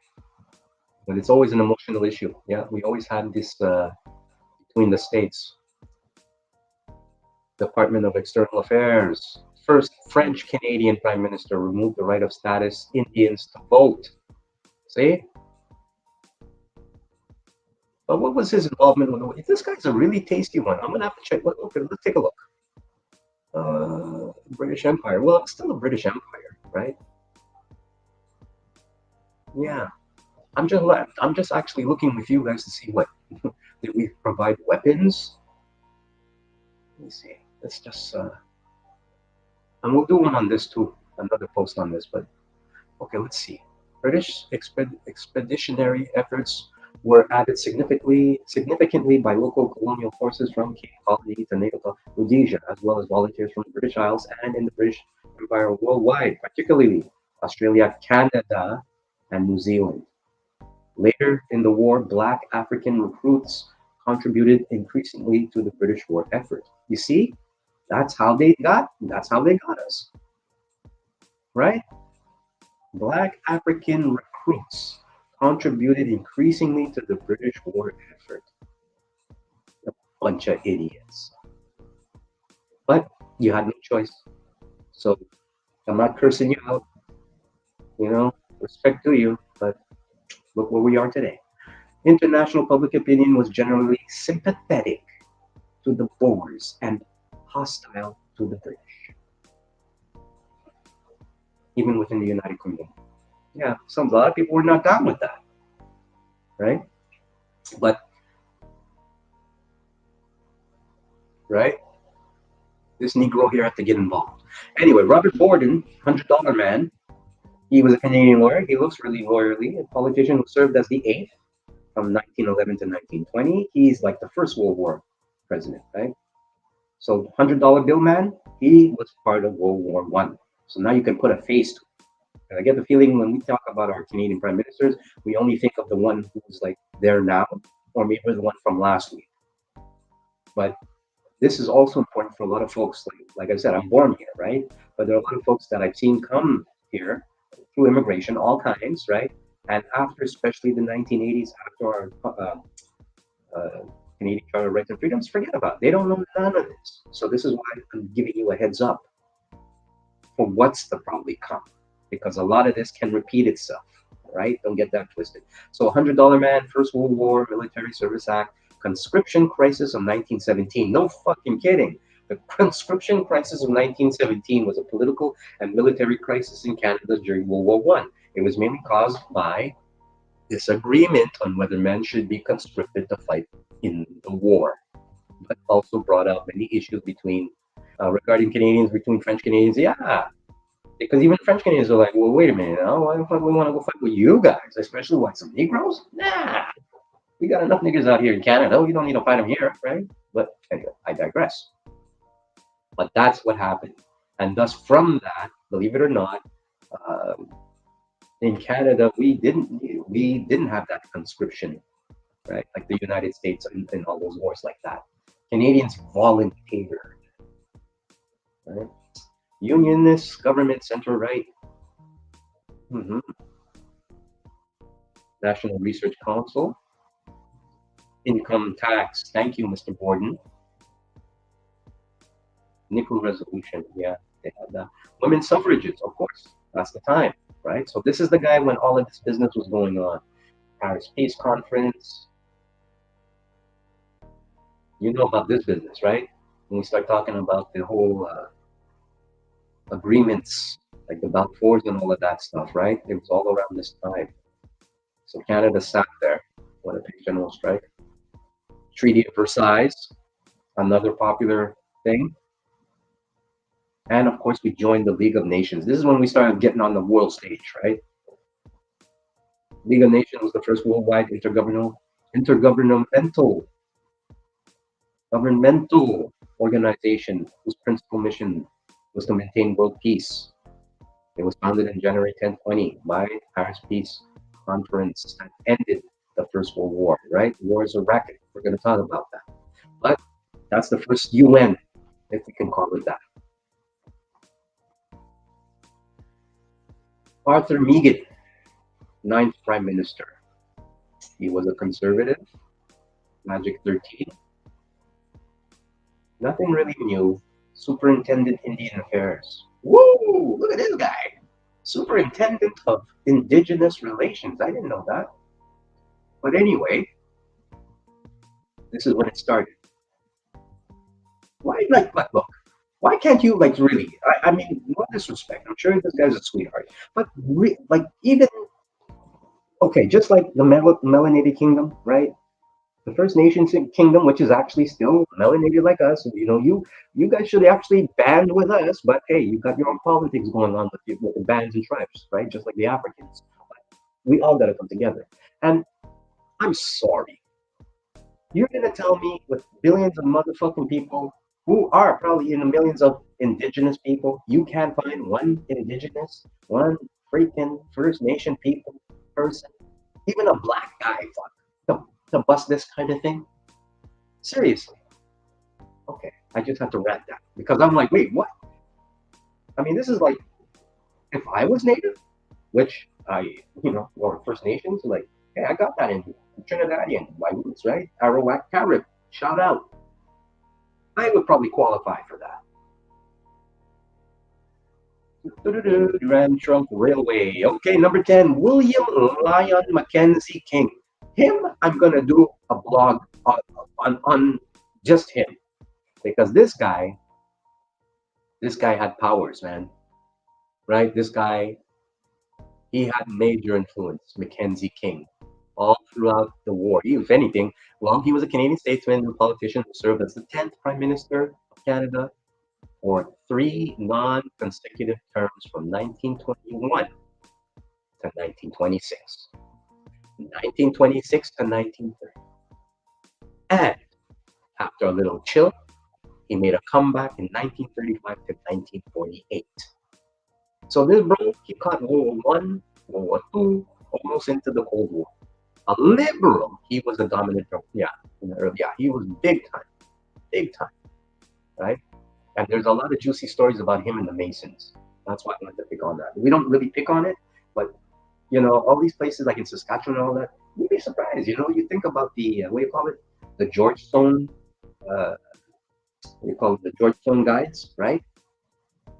Bro here is part of that. Like they was like forever, like back. Anyway, we'll go into it another time. But he was around for a minute. So Minister of Labor, Chinook crisis, yeah, war again. All right, quiet stuff, but don't get it twisted. All right, so one of 3. So he served as the ninth prime minister from 1920 to 21 and June 20. Yeah. So that was in the betweens, right? Appointed as a result of the King Byng affair. So thus this King Byng affair was a Canadian constitutional crisis that occurred in 1926. When the Governor of Canada, the Lord Byng of Vimy, refused a request by his Prime Minister, William Lyon Mackenzie King, to dissolve Parliament and call a general election, the Prime Minister, leader of the Liberal Party, and the Governor General agreed in October 25 that before the next election were to be called, the Conservative Party should be given the chance to form a government because technically it had the most seats. Conservatives were not given this chance by June 26, when the Prime Minister asked the Governor General to dissolve Parliament anyway. This request was refused. The climax of the constitutional crisis, the Prime Minister resigned, and the Governor General invited the Conservative Party to form a government. This government lost motion of no confidence on July 2nd, 1926. And the Governor General agreed to dissolve Parliament immediately. Following the election on the 14th of September, King again assumed office. Okay? So there's some Zungu issues here, right? Kind of familiar though, eh? Like kind of a flashback, kind of like what we say a déjà vu. Okay. Balfour Declaration. Woo! Right? So he came back for that. Remember the Paris Treaty? Balfour Declaration of 1926. Those creepy, the shining of the 20s. You know, The Shining. You ever see that? That everything's so creepy in those pictures. They look dead. They look like they drink blood. Yeah, that's that. Issued 1926, Imperial Conference of the British Empire Leaders in London was named after Arthur Balfour, who was the Lord President of the Council. It's deep. It gets deep. Okay, so this bro was around from then. People were gonna rat him out and say, no, you can't do that, and then he just bust a move and came back. So that's why he became the longest one. He introduced old age pensions. So yeah, we had some good things when he came back. We didn't have old age pension before that, right? So the Balfour, we can thank him for that. First Canadian envoys with full diplomatic stuff. Yeah. And of course, he was there for the Great Depression. Yeah, he was there for all of that. World War I, the Great Depression, and World War II, the 30s. Right? We had our own Dust Bowl, or Snow Bowl, if you want to call it that. R.B. Bennett. So after this bro was done, he came in. Richard Bedford Bennett, first Viscount Bennett. He had money.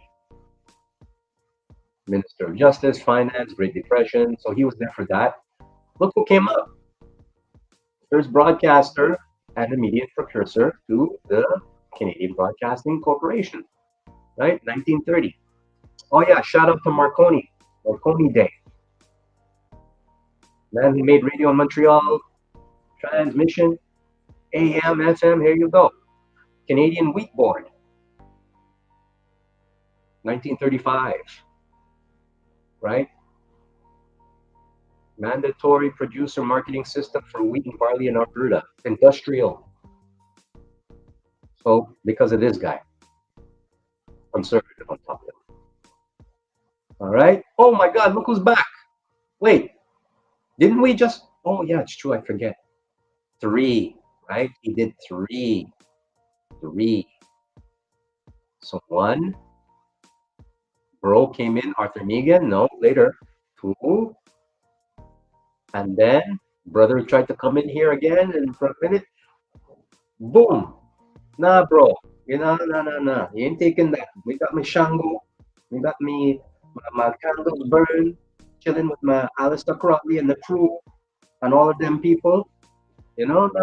You mustn't have my voodoo. 1935, 1948. Right? The creation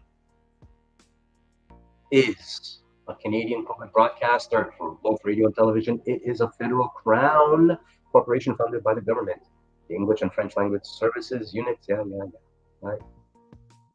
Nationalization of a bank, started in 1934, the Canada Bank Act, right? Japanese Canadian internment. Like everybody during the Second World War was getting picked up, right? If you were Japanese, if you happened to be German, if you happened to be Italian, I'm sure if you were black, internments happen everywhere. This is why, even with this current situation with Russia and Ukraine, I find it completely motherfucking baffling. I'm sorry I gotta say it like that, but it's baffling. So what now? Are we supposed to go up to every Russian and call them a nigger now? Are we supposed to be beating up every? I mean, I hear they can't even speak. Like it's really like, and these are white people doing this. I don't get that, right? So are we gonna start interring Russians here because we've done this shit before? I'm just saying. I'm just going off. 1942, beginning. The internment of Japanese Canadians occurred when over 22,000 Japanese Canadians, comprising of over 90%. You hear what I'm saying? 90 fucking percent freaking, but I'm gonna stop swearing, of the total Japanese Canadian population. That's like your neighbor. That's like what? 1 in 1 from British Columbia. only British Columbia. They didn't even talk about the rest of Canada. Forcibly relocated. So this is what we did, right? Yeah. And then he was already the first of three. So yeah, we're almost there because now we're coming into the 50s, late 40s and 50s. So that was Mackenzie King. We're gonna do one big thing on him because you know what? A lot of what Canada became, considering this guy was around like for the bulk of the first half of the 20th century, this is where we are today. Now this is where we begin to see the slight subtle changes in government after King established and really linked and lock and loaded.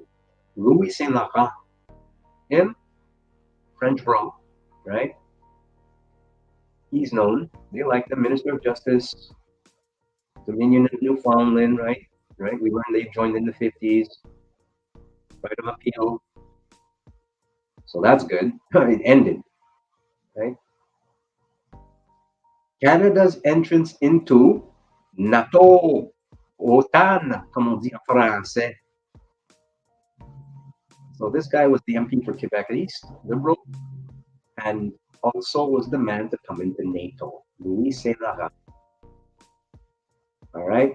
The Suez Crisis, of course, Second Arab-Israeli War. People, you're learning about Canada, eh? You think we're only about hockey and beer, hockey sticks and beer? Nah.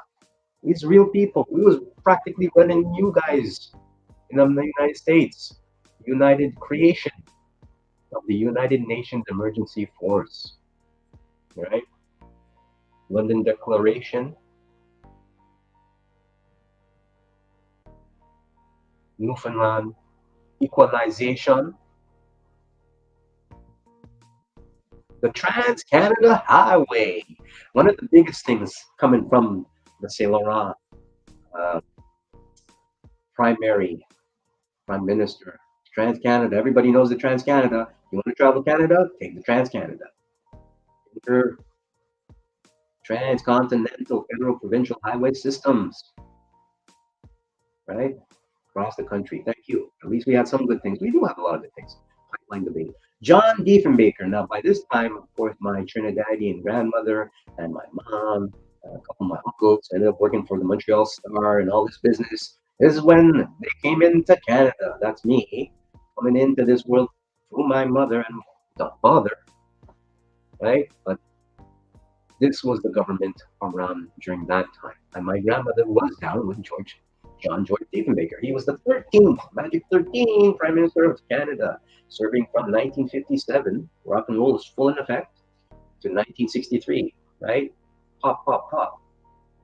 He was the only progressive Conservative Party leader between 1930 and 1979 to lead the party to an election victory, doing so 3 times. Okay? So I remember Diefenbaker. I remember him. He had those eyes, man. You can never look at that. He had those we call them steely steely owl eyes. So Avro, yeah, that was the jet we had. Right? He was the guy who was Ethan Baker was the guy who was the missile crisis, right? People don't know about that, and the Caribbean crisis, or the missile scare as they call it. Yeah. So that was him. So he was dealing with Kennedy and of course, what's his name there, Nikita Khrushchev back then. Canada was on guard too, eh? Don't get that twisted. 22nd of April, 63. Yeah. Oh, what a night.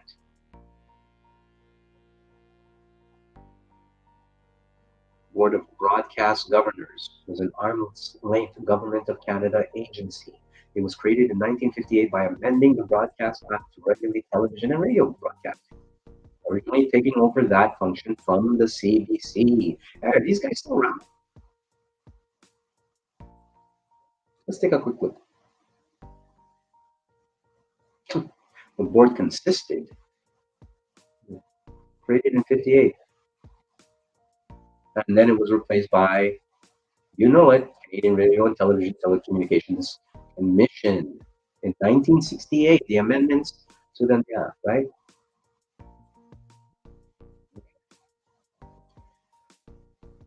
So Diefenbaker, yeah, we got the space thing going on. Canada's first satellite, Alouette 1, is deactivated. It studied the ionosphere. What? Canada did that? Yes. Launched in 1962 was Canada's first satellite, and the first satellite constructed by a country other than the Soviet Union or the United States. Canada was the fourth country to operate satellite as the British Aerial One. Okay? So don't be thinking we all out here with our moose. We got our moose can launch a satellite, yo. Allowed status Aboriginals to vote in federal elections. 1960. Civil rights everywhere, right? Meanwhile, a lot of us were allowed to vote. So, after John Diefenbaker, so this is 1963. So from 1963, 22nd of April, and here we are, it's now 12:52 a.m., the 22nd of April, 2022. Now, about 53 years later, right? Or even more, actually. Right? Nearly 60 years later, 59 years later, Lester B. Pearson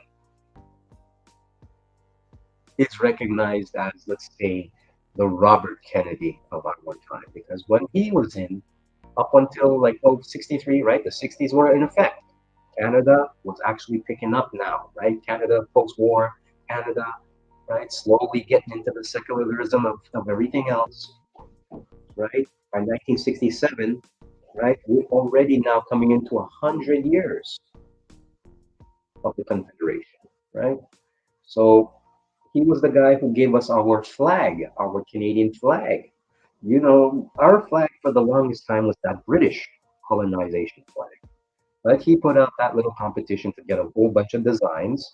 And we had a lot of special designs, that's for sure. And then I guess the one we ended up with that majority of people had, and even then, there were a lot of designs with the maple leaf and the red stripes.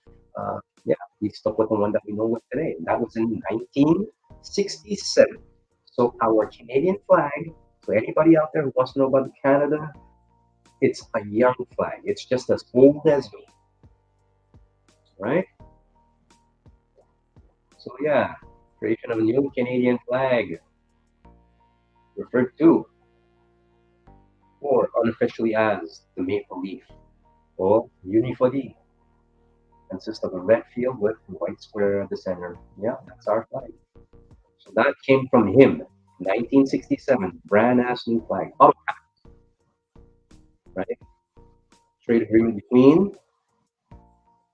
the United States Prime Minister Lester and Lyndon B. Johnson in 65. So Pearson and Johnson. Now take a look at this. The whole aspect of the civil rights movement. This was who was representing what was going on in Canada. So we, you know, a lot of people really liked him because, well, he was probably a lot more progressive even before who was going to be coming up, which was Pierre Trudeau, right? If anything, Pierre Trudeau was replaced him, but he was probably one of the more conservative, in tune prime ministers before. Trudeau was great, but he was real hippied out too, right? He was way more like he really brought us to the future faster than Mr. B. Pearson, but Mr. B. Pearson still he had enough balls to reject sending, rejection of troop deployment to Vietnam, right? Remember we were talking about conscription? Well, yeah, we weren't going to send Canadians, and that's when Canadians chilled and Americans started coming here. So that caused some kind of rift between the Johnson administration and Canada. Apart from that, don't get it all twisted. Canada was all that sweet. Canada still didn't give a shit about Malcolm X to the degree that the Americans did. Malcolm X did make an appearance in Front Page Challenge, which is our Canadian news talk game show, and Martin Luther King also. But hey, when they were popped, at least to my knowledge, and to my family's knowledge, didn't get that much big exposure. People were sad, but I have yet, maybe that's worth a documentary. What did Canadians think when Malcolm X and Martin Luther King got popped? Because I really try to look for that, those papers, and I get the feeling like, well, maybe people didn't really give a shit, right? Because we were having our own problems. We had to just be quiet because the mood was going to be changing for everybody and us. But anyway, Royal Commission on Bilingualism and Biculturalism, right? Unification of Armed Forces, and of course, the Canadian Centennial celebrations, aka Expo Man in his world. So this bro was there. He was like our Lyndon B. Johnson, but nicer. You know what I'm saying? Like nicer, especially for the rejection of going to Vietnam. Korea, we had Canadians that did that. Yeah, we badass in our military. Don't get it twisted. NORAD, look it up. So here we are. I'm born Mr. B. Pearson time. Here I am. I'm in the world now. A black baby. Here we go. 1, 2, 3, go. Pierre Elliott Trudeau. See, that's my boy. Everything that was still progressive and cool and secular, MK Ultra, COINTELPRO, even all that shit was easier to digest because PET was the guy, right? And he also introduced amazing things like, if you were even for First Nations. Yeah, he wasn't 100% perfect. There's a lot of spotty slippage, because especially when he brought out the army for what was happening with the French Quebecois Revolution, what they called the white niggers of Canada. He said, just watch me, because they were blowing up boxes and blowing up things in banks. And this, of course, that's when we had our own country, family infighting, right? The French-English thing, the FLQ. Anyway, moving on. This bro, next to King, was in the house for a minute. And he was born, look at that, 1919 to 2000. He lived probably the longest life out of all of these guys, right? 68 till 1979, and then made a comeback. So he's from Mount Royal, Trudeau-mania. That's what we called it, pretty much like JFK, Beatlemania, right? A just society is one which each person is socially and economically secure, and where the state is politically, legally, and administratively inclusive and fair. God bless you. Rest in soul and power. You'd love to see what your son is doing today. So, this was our bro. He dealt with the October crisis, right? That's downtown Montreal, where we had our troops there. That could have been easily where I was living with my grandmother. Those guys, they were down with us. They were cool with us, right? Because the 60s was happening, so it wasn't as helter-skelter. They were out British, especially if you're Trinidadian. Oh, yes. But if you were French, you were going to get mixed. So they had religion in that, all of them things. October crisis refers to a chain of events that started in 1970. Members of the Front de Libération du Québec, FLQ, kidnapped the provincial labor minister, the French guy, Pierre Trudeau, who lived in the South Shore, and the British diplomat, James Cross, from his Montreal residence. So what they did was, basically in a nutshell, they killed the French guy, and they had to let the British diplomat go, because they were going to get nuked. And eventually they went to Cuba, like everybody else, right? Like some of the Panthers, they begged. And thus we had the Parti Québécois. So Joe Clark, we used to say Joe who? Joe who? Joe Clark, he was a new young guy, young buck, Charles Joseph Clark, and he was the conservative, progressive conservative, as we call it. And yeah, he was cool, and we needed to have something different, but they didn't have much fat to chew on. Yes, he was known as the youngest one, defeated an emotion of no confidence on the first budget. Yeah, he really had a bad rap because it's like they didn't even give this bro a chance. I don't know. I was like, what, 1979? I was about maybe 11, 12, 1980, 13. I remember when he came in, and it was quick. Progressive conservatives have always been weird like that, as we'll see coming up with Kim Campbell, right? But he was there for a minute and then dipped, right? That was between the Carter Reagan administration, right? So look who's back in black, Daddy Pierre. He come back a second time. Then we had our Quebec referendum, yes, no votes, right? And just to give you a quick study, 1980 Quebec independence referendum was the first referendum in Quebec on the place of Quebec within Canada and whether Quebec should pursue a path towards sovereignty. The referendum was called by Quebec's Parti Québécois government. So there you go. That's the origin of the Parti Québécois from 1976. And we had the referendum, and then a lot of Anglophones left Quebec, especially because 1976 it got kick-started. And then the next thing you know, a lot of Anglos left and they went to the States or they went to Toronto. Let's just go back even a little bit before the 80s. He also opened up the Sino-Canadian relations, right?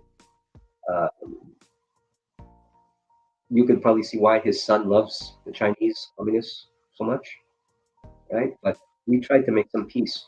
So that's what happened. Victoria Charter, right? Patriated the Constitution, add a Bill of Rights to it, and entrenched English and French as Canada's official language. So that's what happened in that period. So now you know, okay? Petro-Canada, that's our oil. Some people used to call it Shell, Suncor. Until 1991, it was a federal crown corporation. And now they merged with Suncor, right? So, and membership of the G7. Remember these idiots? The G7? And I remember when we went metric, the metric conversion. So from saying miles, we were saying meters. So that happened in 1976. Actually, in 1976-77, we had we call 110-year celebration comeback from the Confederation. So that year, the metric took off. And via rail, right? Passenger rail service was around for a minute, but like to this degree, yeah, he established it. So when he came back the second time, so we had all of that. Access to Information Act or Information Act, providing right of access to information under the control of a federal government institution.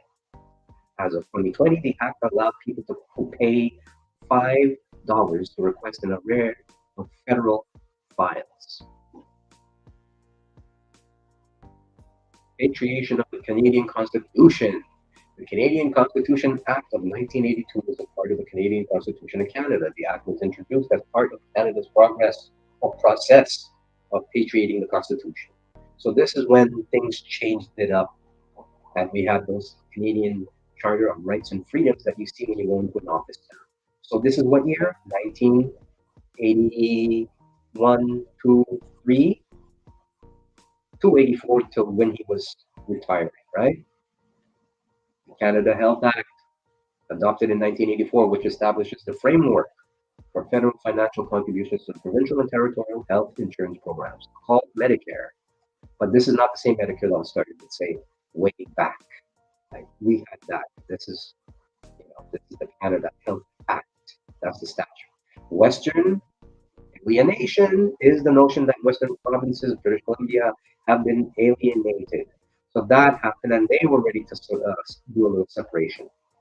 But by that time, he, great Honorable Joseph Philippe Pierre Elliott Trudeau, retired. And then we had this guy pop in as a replacement, John Turner, right? I believe recently deceased. He was our prime minister right after Trudeau for a minute, right? John Napier with Tam Turner, right? September 1984, the break years with Reagan, right? That's what I would say. Trudeau was into the break years, but he came in and then, there was not much. It was pretty chill, nothing, like he never sat, right? He didn't sit in office, actually. It was that quick, right? From June to September 1984, real fast. And then, progressive conservative, Martin Brian Mulroney, came in. And he was, him and Reagan was like a couple, singing songs, old, what do you call it, Danny Boy, and all these songs. Yeah. Cancellation of the National Energy Program, Meech Lake Accord, right? We had this business. Petro-Canada privatization, free trade, Environmental Protection Act was probably the better one. Oka crisis, that happened, right? We had a major, the land dispute for a golf course between a group of Mohawk people and the town of Oka, Quebec, Canada, which began July 11th, 1990, lasted 77 days until September 26th with 2 fatalities. So that was our, for a minute, native civil rights. Straight up in your face, right? Charlottetown Accord, proposed amendments to the Constitution of Canada, provincial governments in 1992. It was just basically trying to keep the country together. Let's just say that. The Gulf War, he was part of that. Goods and services tax, at least one good thing we got, right? North American free trade, privatization of Air Canada, Nunavut Lands Claims Agreement, and that's what happened in 1993. That's when we had Nunavut from what we were, calling it before, right? And the Airbus affair. That was the planes, a large number of planes, Airbus jets, and we still know what happened to that. So he was, let's say, our real wartime prime minister. And yeah, he was tight with Reagan, and up until, then when the Clinton years came in, I would say 1993 and all whatnot, well, then things switched up, right? Because Kim Campbell, she was put in there. So Mulroney was there for his term, right? Like from 1984 to 1993, right? That was quite a minute. However, when he left, it was because of this whole Airbus affair and these little scandals. Kim Campbell came in. Now, she didn't stay long. A lot of folks will be like, "What? Canada had a woman prime minister?" Yeah, we did, but she was in for a minute, right? June 25th, 1993 to November 1993. Right, the first female prime minister, and she was defeated, lost her seat in the 93 election. A lot of drama there. We could look into that. And then, of course, we went back to one of our old papi, Jean Chrétien. He was one of the better ones, at least when I was growing up in my 20s, even though war broke out all over the damn place and we had this disenfranchisement. And of course, the predator years were coming up and the gangster rap was just taking an effect. And then he became also the next war prime minister. Even though he was brilliant as a liberal, I would give him that. If you look at here, look, president of the Treasury Board, National Revenue, okay. He was deputy prime minister. God forbid this happens. But he became prime minister. Privatization, Canadian National Railway, Red Book, harmonized sales tax. In 1995, Quebec referendum again, we had that. Clarity Act. right? Conditions under which the government of Canada would enter negotiations that might lead to succession following a vote. Assassination, and he was, if any, one of the first and only ones to, if I'm correct, to survive an assassination attempt that his wife uh, basically foiled that attempt, right? And this is the guy who tried to do it. This wasn't that long ago, too, right? Kosovo, 1997 Red River flood, creation of Nunavut, Youth Criminal Justice Act, April 1st, 2003, covers the prosecution of youths for criminal offenses. Right, Yellow Ribbon handled the diversion of civilian airline flights in response to 9/11 attacks. So we got into that. Invasion of Afghanistan began in late 2001. Canada sent its first movement of soldiers secretly in October 2001 from the Joint Task Force 2. So we were there for a minute, kids. Opposition to the invasion of Iraq. The government of Canada did not at any time formally declare war against Iraq, and the level and nature of this participation, which has changed over time, was controversial. Right? And we were saying Iraq did not have weapons of mass destruction. That just goes to tell you, right? Canada's intelligence service, CSIS, we can do the good things, but that depends on who's there. Sponsorship scandal, ad scam, Toyota.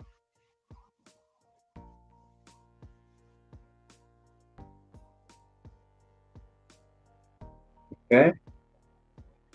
So when he left, this is now, we're into the 2000s, right? He was the last prime minister of the last prime minister of our century, and it's now into the second hour, and we're wrapping up.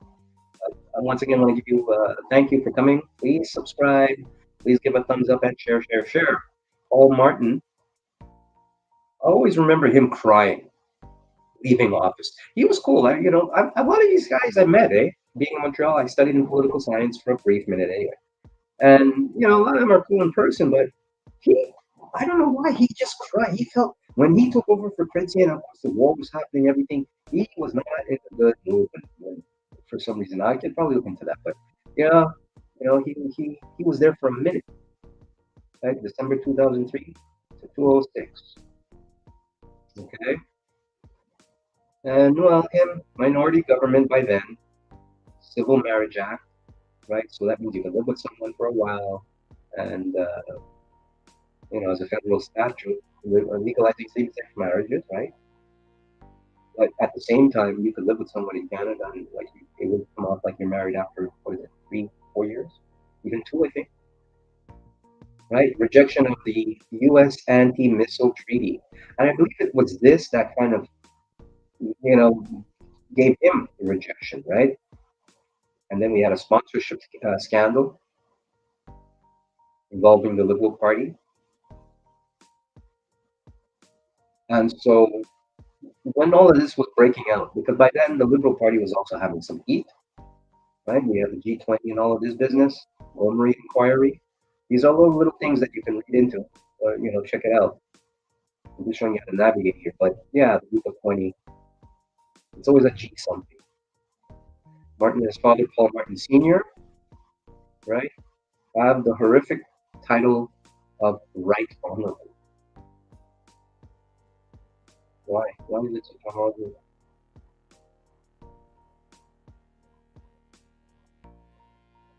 Is an honorific style traditionally applied to Persians and Clay? Okay, yeah. Well, all right. Right Honorable. Look it up. So, after that, another disenfranchisement decade, and Stephen Harper. I don't know. I can't say I'm lukewarm to him, but I can just say from what it was that I've been through, it didn't help. Now, here I am today, What would I vote for, liberal or conservative? I'm not going to say, but I'm leaning more right. That's for sure. Understanding things more because so much has changed, right, in less than a year. So Stephen Joseph Harper, he served as 22nd Prime Minister in 2006 to 2015. So that's very recent, right? And he was the longest serving Prime Minister from the right center. That's true when it comes to conservative, right? From the modern day conservative. So he created the Federal Accountability Act, right? The aim was to reduce the opportunity to exert influence with money by banning corporate lawless business. But these guys still, because of privatization, made a lot of money. So it's like the Republicans in the States, right? He wanted to do that comparison. So Canada, U.S. Softwood lumber was one of them. Because, yeah, I wouldn't say we were pro-American, but we had to kind of get ready to put up our dukes with America, right?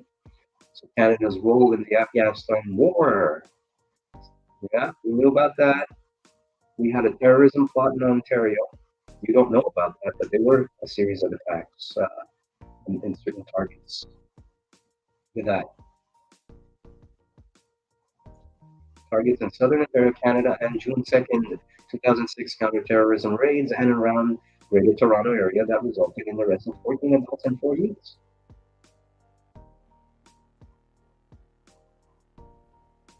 Right? This is why we have to be careful about who you help and who you diss and and all of that business, right? Sometimes you never know. Quebecois Nation motion that approved the House of Commons, right? So it was a motion that was approved, and yeah, Quebec is a nation. All we need is somebody to say, yeah, we can have the melanated nation too. Financial crisis 2008 to now. Coalition crisis, economic action, Afghan detainee issue, right? We know we had some people here for that. We did that incubation thing, interment thing in our own way. Yeah, interment. Parliamentary contempt. Withdraw from the Kyoto. Repeal of the long gun registry, all right? Because we do have guns in Canada. You can have a gun if it's legal and if you have a license. People think Canada don't have no gun. We're not England. Get it? Scandal. Anti-Terrorism Act. Bill C-51. Coming into what we see today. So as we're wrapping up in this, we were able to get it down to 2 hours, but I'm glad we were able to cover who these guys, majority guys, were, who they are now, and maybe this opens up your mind to at least take the incentive maybe to go in and look and find out what they're all about, and what their whole platform is about. So here we are today, after Stephen Harper, and of course now we're coming into the Gen Xers. Right? He was literally the last boomer prime minister, playing the Beatles. He's apparently a very big Beatles fan. And here we go, my contemporary. Justin, qu'est-ce que tu fais, Justin? Justin, je suis vraiment fâché après vous, là. Tassez ma cœur, toi. Parce que moi, là, c'est pas pour toi. C'est pour la partie libérale, mais sauf que, qu'est-ce que tu viens de me faire depuis les derniers 2 ans? C'est pas correct. Pas du tout. Oui, je comprends, là, ça fait longtemps que, ouais, tu travailles avec ton autre Claude, puis tout ça, là, mais quand même, là, ça fait c'est plus que 6 mois que je peux travailler, Chris, puis je travaillais dans la front line pour tous les gens du COVID. Tu sais, tous des addicts là, qui avaient des seringues, qui saignaient partout, qui chient sur le plancher en train de faire un overdose, là. Puis vous autres en train de me dire, oh, je suis plus valide, t'es un qu'un nègre, t'es plus valide, c'est nègre. Reste à la maison, Steve, va faire chier. Tu sais, tu prends pas ton médecin. En tout cas, I digress. Yeah, I know him. I thought he was cool. He's like old school. Man, but anyway, I'm not going to brag on you too hard, but get it together, bro. Because right now, I'm looking at him. or like people like him. But anyway, eldest son of the 15th Prime Minister Pierre Trudeau also served as Minister of Intergovernmental Affairs and Youth. Let's see, Paris Agreement. Yeah, yeah, we got that, we got that. Yeah. Uh,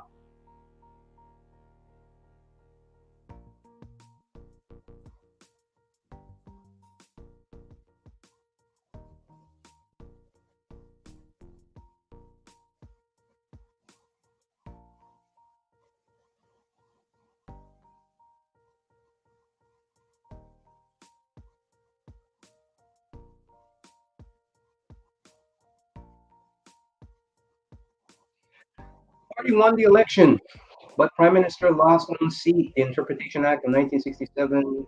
I don't know what this is all about. Okay, these are just like postscripts, especially in these special characters here, starting with his dad. Yeah, dad, Clark, Turner, Mulrooney, Campbell, Tracy Martin. So, but majority of the progressives, as we see, are the ones who are always kind of flipped and switched. And over here, you see the timeline. Yeah, cute, cute. We got a little timeline here. So these are the folks that are still in the house. As you can see, Joe Clark is now 82, Byron Maloney, 83, 75, Tim Campbell, 88. Yo, my homeboy, Jean. Out of all of these people, I would have to say, this is my boy. This is my homeboy right here. Because at least he carried himself the way he had to, considering who he was dealing with, right? Um, and I would have to start, I mean, I'm not knocking. I'm just giving you my point of opinion here. If I had to look into voting, it's one or two things. It's like, do you want to vote? Because here I am, over 50 years after this, bro, and nothing has changed after all these, what, 5, 10 people have passed, and in office, right?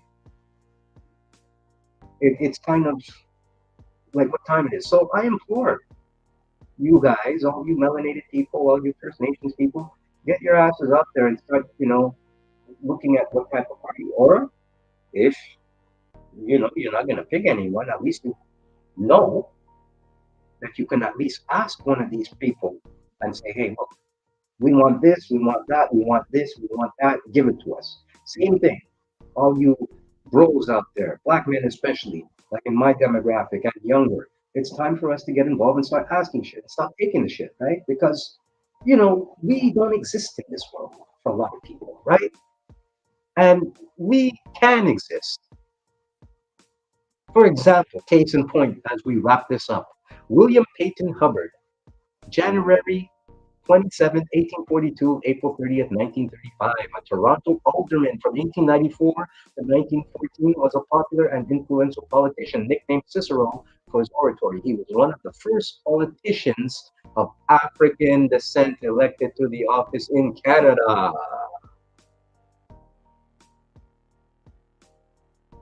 Look him right there, otherwise known as Old Cicero.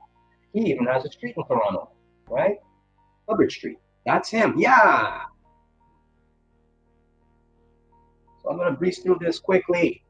Hubbard was born in a cabin in what were then the outskirts of Toronto, in a rural area called the Bush, near the intersection of what are now Bloor Street and Bathurst. That's my hood. His parents were refugee American slaves who had escaped their plantation in Virginia and reached Canada in 1840 via the Underground Railroad. Raised a devout Anglican, Hubbard was trained as a baker at the Toronto Normal School. Still in the house, he invented and patented a successful commercial baker's oven, the Hubbard Portable. What? By his 30s, he had married Julia Luckett. After having worked 16 years as a banker, he joined his uncle's horse-drawn livery taxi service, according to what may be an apocryphal story. One winter night, he rescued another cab and its occupant. Newspaper publisher George Brown, British Canadian journalist, politician, and one of the fathers of Confederation. From the Charlottetown, right? Big guy. Even has a college named after George Brown. From drowning in the Don River.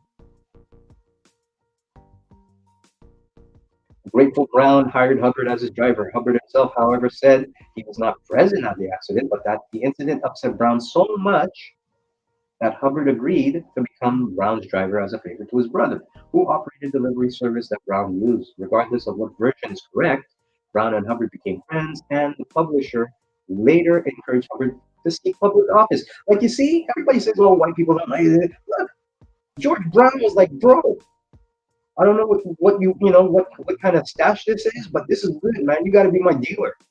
I'm joking, but you know what I'm saying? His lifelong friend was Anderson Ruffenappa. Another bro was the first Black Canadian to be licensed as a physician. His career included participation in the American Civil War.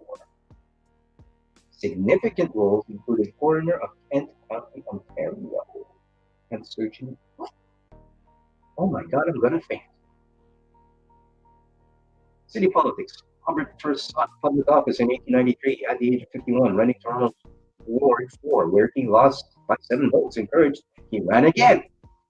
Assistant hero, 1894, and was elected to represent the quiet tree-lined ward of Rand Homes. It was one of the wealthiest, whitest wards in the city, between University Avenue and Bathurst Street. He was elected to city council a total of 15 times. That's more than even Johnny and the boys, eh? The Tory camp, the Tories, right? A reformer armed with a sharp wit and powerful oratory skills. You see, you're learning right here 101 how to do it, bros, which earned him the nickname Old Cicero. Right? Why? Because Cicero was a Roman statesman, lawyer, philosopher, and academic skeptic who tried to uphold ultimate principles during the political crises that led to the establishment of the Roman Empire. What? Hubbard was known for his strong sense of public duty. He made his name fighting for public ownership of Toronto's water and hydroelectric supplies. Hubbard was appointed to the Toronto Board of Control. Yeah, those office, of course. They're like, well, we don't want any trace of that. The city's powerful executive body in 1898 and agitated to have a body directly elected by the people. He won election to the body in the first citywide election. The first citywide election in 1904, the first and only person of color to win a citywide election in Toronto's history. Hubbard topped the polls in the election to the board in 1906. As vice chairman of the board, he served as acting mayor on occasions when the mayor was absent. What? Like, he's like, nigga, I'm too hungover. I got some hole in my house. I tell you what, like, give me the absent and, check in for me, bro. What? We have never seen anything like that. Not even with Rob Ford. Okay. He was elected in 1907 but defeated in 1908. Okay. And again in 1909 and 1910. Despite being a city official, Hubbard needed to obtain a letter from Mayor Emerson Colesworth vouching for his character when traveling to Washington. Look at that. He was also a member of the Orange Order of Canada. Okay. For a business meeting in 1906. So imagine that.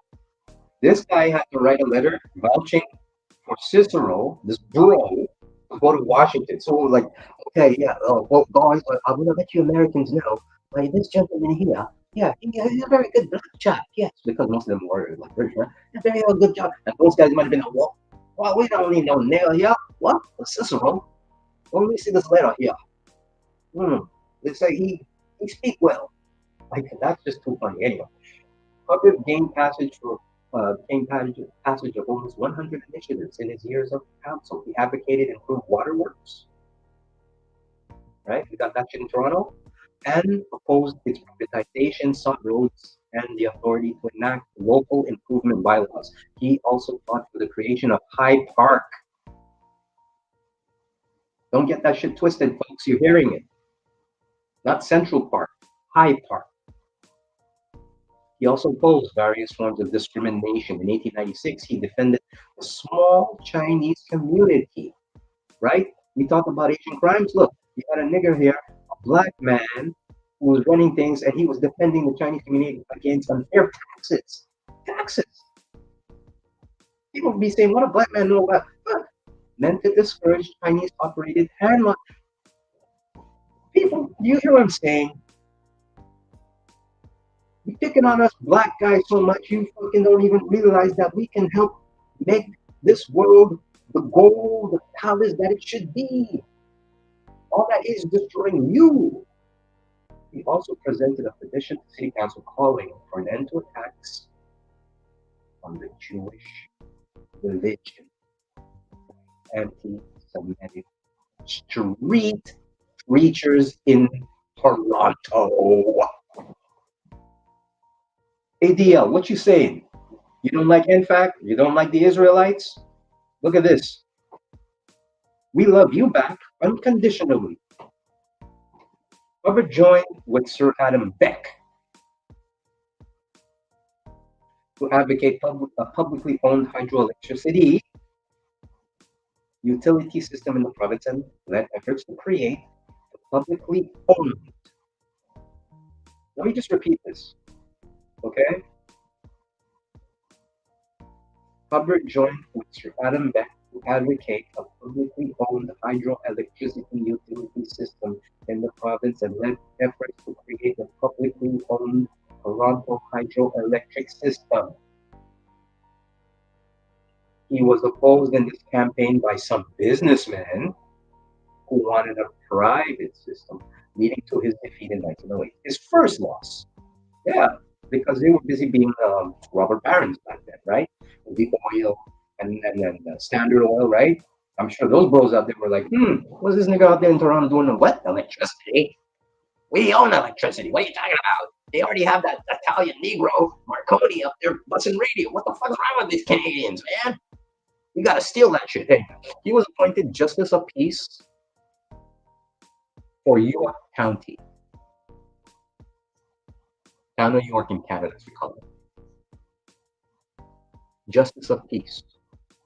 In May 1908, Hubbard returned to the City Council in 1913 election, this time representing Ward 1, which included Riverdale, that's the neighborhood out in Toronto, right? Cabbagetown, Riverdale. He retired at the end of his one-year term with his wife's ill health. So, he served on the board, Toronto House of Industry, right? An institution which provided relief for the poor for 4 decades. So, we have a lot of homeless services, and I don't know if a lot of you folks know, but I used to work in the first responders with the COVID thing, and of course, prior to that, it was addiction, peer support work, people who would be shooting up. Actually, that was my rant in French Québécois earlier, and I was telling JT, I was giving him shit, right? Because yeah, my peers, right? So one of the jobs I did was I was doing that. I was more exposed than anybody, right? I was exposed like a Negro from the 1980s in a brothel house, right? I was exposed, and I'm just saying, you shafted me. So these houses was created by this Negro here, and we feed people. Well, I'm not saying it's like a Negro thing. I'm just saying we still have places like that. How are they doing? I don't know. But Cicero was that kind of guy who would be like, yeah, we do help the poor and we do help the underprivileged per se, and those who are doing like substance abuse and all that. But it's kind of like, how can I say? It's a little hypocritical because the harm reduction method helps, but nobody's recovering, if you know what I mean. There used to be a time we used to say, you can recover, you're recovering, a recovering addict, and you had to go to an AA meeting, and you had to actually put the practice to stop using. Now that's not the case. So while America's getting ready to set that shit up, like with the pipes your president is doing, we've been doing it here in Canada for a minute. And yes, it does work. Save lives per se, yes, when you bust a Narcan up someone's nose and you get slapped for doing it, but it's more fluid. But that's a whole topic, right? That's a political topic because it's politics that made this happen. Hubbard retired the Riverdale area in the city, building a home on Broadview Avenue. It's a very Greek area in Toronto, near Danforth. He lived there until his death from a stroke at the age of 93. Coincidentally, the alderman dubbed the Grand Old Man by Toronto Press in his political days. Wow, that's crazy, eh? Like, what kind of world was Toronto, man? If people were so cool like that with a bro, mind you, it's only one bro, right? And serving well into his 90s, was quite literally the oldest man in the city for a short period before his death. Flag at Toronto City Hall, St. Lawrence Market, and other public buildings in the city, as he's buried in Toronto necropolis.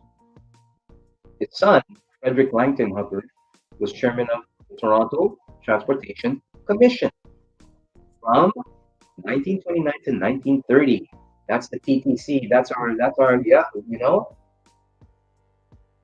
And he married Grace Abbott, daughter of Anderson, Ruffin, and Abbott. What? Right? His best friend, his best man. Nice.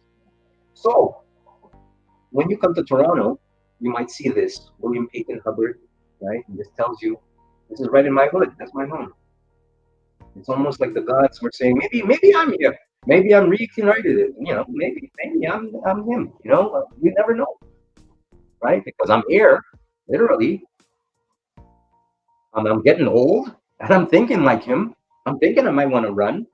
You guys think I should run? Let me know. It probably won't be this round. It probably be the next round because I'm really thinking about it. I just got to make sure that you see what brothers should be doing who are my age. If you hadn't done it for maybe the last 20 years, because it's never too late, reestablish yourself. You know what we say, uh, reinventing ourselves, right? Being avant-garde. This is what it is now. So even though, like I said, I'm pissed at our government because everything I was working for in the last 20 years, it just got fucking pulled from me. Literally. You don't know. It's really like that. It's like that for a lot of people. And don't be fooled that this, what do they say, mandate thing is gone and all that. No, no, no. We still have some more interesting times ahead of us.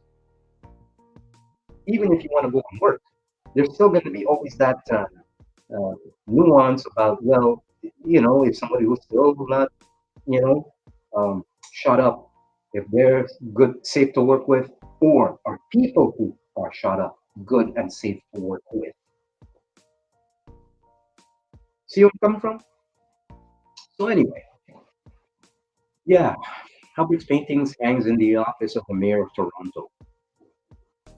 So go pay our bro, go pay Mayor Tories a visit and ask and say, hey, Mayor, Mr. Mayor, you're doing a great job. Can I see the portrait of Cicero Hubbard? Do that. And look at that. Look how far we've come, though. We got lost. 1989, only then we have some recipients of award for race relations. Brilliant people, I'm sure, but not enough. 1, 2, 3. That's it. 4. I bet you there are many more white people who probably got that award. That's probably why you don't see. So, you know, finally they got him on Murdoch Mysteries. Finally, why doesn't this actor have a link? Rutherford Gray. If he played such a famous man, he should have at least a link. And, you know, Wiki, sometimes you piss me off too, eh? You did that with me. Anyway, I'll get into that another day.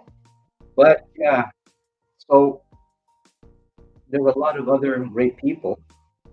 But, yeah, that was William Peyton Hubbard. So don't let anybody tell you, oh, well, like I started off this blog in the beginning that, oh, well, you know, it's going to be so difficult for blacks and, oh, we're never going to learn. No, that's a lot of bullshit because you had guys like Cicero come around and turned everybody upside down. How? Why? I don't know. Was he a Mason? I don't know. Was he part of the circle? Was he part of the Boule? You know, but hey, he did it, right? So thank you once again for popping by and checking me out. I didn't keep it as long as I wanted to, and because I can ramble on forever, but I felt that we got quite a lot done. It's now 2:29, 2 hours 29. Um, I'm just looking at myself here because I was given Wikipedia. Yeah, I'm an actor and I did some stuff, and my names are there. Working on Sci Fighters and Time of Your Life and Pluto Nash, but uh, sometimes you got to do a little check on your name. But yes, that is my name, folks. Richard David Urick Wigner, or Urick Richard David Wigner. So once again, give a thumbs up, like, share, share, share. Oh, look at that. And of course, I got a book out called The Crown of Thorns, which is about West Indian superheroes from the 1960s coming into the 20th century to save their hip hop offspring from the devil. And she's a West Indian black devil. All right. So yeah, I'm up there. I'm retired. I didn't even know that. Oh no, that's another original one. Yeah, I got some books here. I got a bunch of stuff. I'm just trying to get it together in the sense that I am a media guy, but it's been such a while because I've been working with the public, and now it's like I got to start all over again. But yeah, these are some books I've written, New York, and photography also. So by all means, pay a visit on Amazon. One of the collective moves, The Crown of Thorns, and this is a photo album of New York, Montreal downtown, Hollywood, California, when I went for the Oscars and the Olympic Stadium, Hochelaga Maisonneuve. So, yeah, and apparently I got movies too. But I mean, I haven't been looking into this, but I'll pay my royalties, right? Highlander, Wild Thing, Sci Fighters, right? Who am I? They don't even have a picture of me. Oh, well, actually, let's take out books. I'm actually extending a little bit just as we wrap up here. I want to show you. You could probably be that person who might be up there and you can actually make some history. Once you're in this world, your face is out there and everything you do is out there. So if you're going to do something, try and do something positive where you can help people.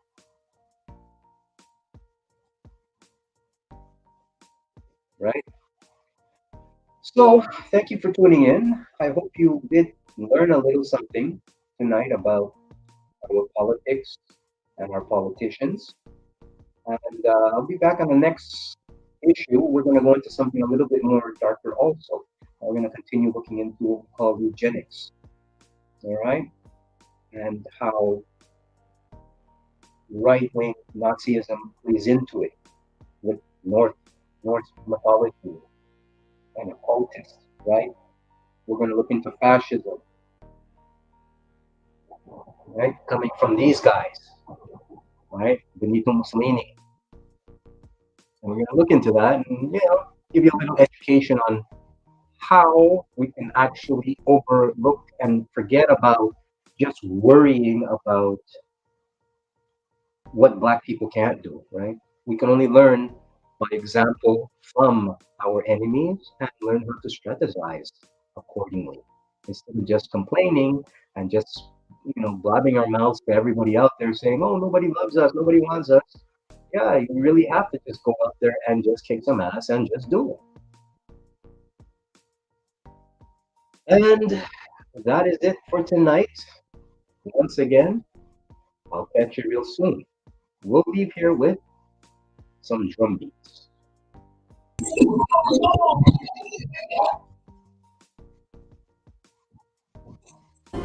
careful out there. That arm is unstable. Not sure how long it's gonna hold. There's warning lights everywhere. Abort! Abort! We've lost comm. Look out. It's out of control.